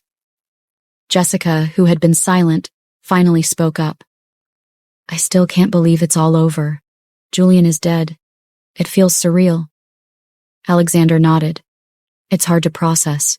He caused so much pain and chaos, but he's gone now. Jessica's eyes filled with a mixture of relief and sadness. He was my brother, but he was a monster. I've known that for a long time. Can you believe he sent someone to kill me? His own sister? Arya reached out, placing a comforting hand on Jessica's shoulder. It's hard to imagine, but you're safe now, and that's what matters. Jessica's expression hardened. I hate that he killed himself instead of facing justice. But maybe it's for the best. Julian wouldn't have stopped, even from jail. He would have found ways to make our lives miserable. Alexander's jaw clenched. I wanted him to rot in prison, to pay for everything he did. But you're right. He wouldn't have stopped. Even behind bars, he would have tried to hurt us. He told me that himself. Jessica nodded, her voice firm. Exactly. He was a psychopath. If he had gone to jail, he would have made sure to find ways to get to you, Alexander. He hated you that much. He would have made it his mission to ruin your life. Arya looked at Alexander, concern in her eyes. Julian said that if he went to jail, he would make sure to make your life a living hell. Maybe it's a relief that he's gone for good. Alexander sighed, feeling a mix of anger and relief. It's a twisted kind of justice. He's gone, and we don't have to worry about him anymore. But it still feels unfinished. Raphael, who had been listening quietly, spoke up. Sometimes justice doesn't come in the way we expect. What's important is that he can't hurt anyone anymore. Jessica leaned back in her chair, her expression thoughtful. It's better this way. If Julian had gone to jail, he would have found ways to manipulate people, to continue his vendetta against you, Alexander. He was that kind of person. Alexander nodded slowly, understanding the truth in her words. You're right. It's over now. We can finally move on. The room fell into a contemplative silence, each person lost in their own thoughts. The relief of Julian's death was tempered by the knowledge of his destructive nature. They had all suffered because of him, and now they could begin to heal. Jessica turned to Arya, a small smile on her face. And how are you, Arya? How are the babies? Arya's face brightened. The babies are doing well. Just a few more weeks to go. Jessica chuckled. We'll have to throw a celebration once the baby arrives. Alexander smiled, the tension easing from his shoulders. We will. We all deserve some happiness after everything that's happened. Jessica nodded, her eyes softening. We do. And I'm glad we're all here to support each other. Have you talked to your mother? Arya asked. You know, it must be hard for her to know all that about her son, and now that he is dead. Arya added. I haven't talked to her. She came to visit the day before yesterday. Jessica replied. She must be crying her eyes out. Julian was always her favorite child. In her eyes, he was perfect. Now that he's gone, Jessica trailed off. How come we haven't heard anything about Isabella? Did you hear the rumor? Jessica suddenly asked. What rumor? Arya asked, curious. Isabella isn't your half-sister, Arya. I heard it from some of the patients who gossip in the hospitals, even from the nurses. Your father threw your stepmother out in the middle of the night for deceiving him, Jessica revealed. Isabella stirred from her restless sleep, her body aching from the cold, hard floor beneath her. The small, dilapidated room she found herself in was a far cry from the luxurious mansion she had once called home. The thin blanket that covered her offered little warmth, and the stiffness in her joints made it difficult to move. She grimaced as the familiar pain of lupus coursed through her body, her bones aching as if they were on fire. She slowly sat up, wincing as her muscles protested every movement. Her surroundings were bleak, peeling paint on the walls, a cracked window that let in a draft, and the smell of mold and decay permeating the air. The small room was cluttered with old furniture and boxes, a stark reminder of how far they had fallen. She looked around in disgust, feeling the filth of the place pressing in on her. 2 days had passed since Julian's death, and in that time, Isabella had searched for and found her mother, Grace. They had been forced to take refuge in this squalid apartment in a rundown part of town. The shame of their circumstances gnawed at Isabella, fueling her anger and resentment towards her mother. Grace lay on a tattered mattress in the corner, her back turned to Isabella as if trying to escape the reality of their situation. Isabella stood up, her legs trembling under her weight. She caught a glimpse of herself in a small, cracked mirror on the wall. The rashes on her face had worsened, making her look even more haggard and sickly. She hated the sight of herself, the reflection, a cruel reminder of her illness and the humiliation she felt. She couldn't bring herself to leave the apartment, afraid of the judgmental stares she would receive. Her mind raced with a mix of emotions, anger, betrayal, and despair. She despised Grace for the lies, for the secret of her true paternity. The man she had believed to be her father had cast them out, and now they had nothing. No money, no support, and no future. Isabella's life had been shattered, and she blamed her mother for everything. Grace had been shocked when she first saw Isabella's face covered in rashes, asking in a concerned voice, "What happened to you, Isabella?" Isabella had been too furious to respond, the hatred she felt for her mother silencing any words. She couldn't stand the thought of her mother's concern. It felt hypocritical, a farce in the face of the betrayal she had uncovered. She had always prided herself on her control, on the power she wielded. But now, stripped of everything, she felt powerless and exposed. The neighborhood they now lived in was desolate and unforgiving. The streets were lined with dilapidated buildings, and the people who lived there seemed as defeated as the structures themselves. Isabella hated it. She hated the dirt, the noise, the hopelessness that clung to the air. It was a far cry from the life of privilege she had known. The contrast was a bitter pill to swallow, one that stung her pride and deepened her sense of loss. She moved to the small kitchenette, rummaging through the sparse pantry. There was hardly anything to eat, some stale bread and a few cans of beans. Her stomach growled, but the sight of the meager provisions only intensified her anger. How did it come to this? How had she fallen so far? As she turned back to the room, her eyes landed on Grace, who was now awake and watching her with a sad, weary expression. Isabella's lip curled in disdain. "Don't look at me like that," she snapped. "This is all your fault. If you hadn't lied—" Grace's eyes filled with tears and she shook her head. "I was trying to protect you, Isabella. I didn't want you to suffer." "Suffer?" Isabella's voice rose, her fury bubbling over. "Look around, Mother. We're living in filth. The man I thought was my father has thrown us out, and it's all because of your lies. You ruined everything." Grace flinched at the harsh words, but remained silent, knowing any argument would be futile. Isabella turned away, her eyes filling with tears she refused to let fall. She felt trapped, a prisoner of her own circumstances and her mother's choices. She couldn't fathom how her life had come to this. The shame, the anger, the despair. It was all-consuming. She had always thought she was better than others, untouchable in her privileged world. But now, she was just like everyone else in this forsaken place. Her illness, her fall from Grace, it all felt like a punishment, and she didn't know how much more she could take. As the morning light filtered through the grimy window, Isabella vowed silently to herself. She would find a way out of this. She would rise above the squalor and the shame. She would prove that she was more than her circumstances, more than the lies that had been told.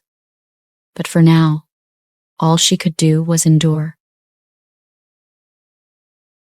A few moments later, Isabella could hear her mother moving around in the tiny kitchenette. The sound of clinking dishes and the faint aroma of something cooking barely registered with her. All Isabella could think about was how much she hated this place, hated her mother, and hated her life. Her face, covered in rashes, itched horribly, and she avoided looking at herself in the cracked mirror hanging on the wall. She didn't need a reminder of how far she had fallen. Isabella bit her lip anxiously, roughing her hair with her hands. She had thought she could return to her condo, but it was no longer safe. She had lost everything: her home, her status, her health. All that remained was her anger and bitterness. Why can't she at least go back to the condo Julian had bought for her?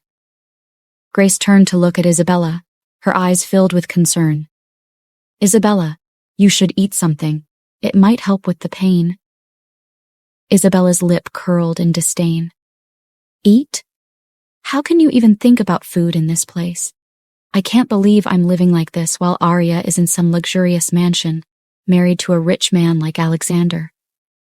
Do you know how infuriating it is to see her living the life I should have had? Grace sighed, her face etched with lines of worry and fatigue. Isabella, it's not my fault. I did what I thought was best for you. Best for me? Isabella's voice rose in anger. You had a child with another man, lied to me all my life, and now look at us. Look at me. I'm covered in rashes, living in filth, while Arya and Alexander have everything. If I had stayed engaged to Julian, none of this would have happened. Grace's eyes welled with tears. Julian was a dangerous man, Isabella. He would have ruined you. Well, he's dead now, Isabella snapped. And good riddance. That sick psychopath deserved it. But it's still your fault I'm in this mess. Look at my face, look at what your lies have done to me.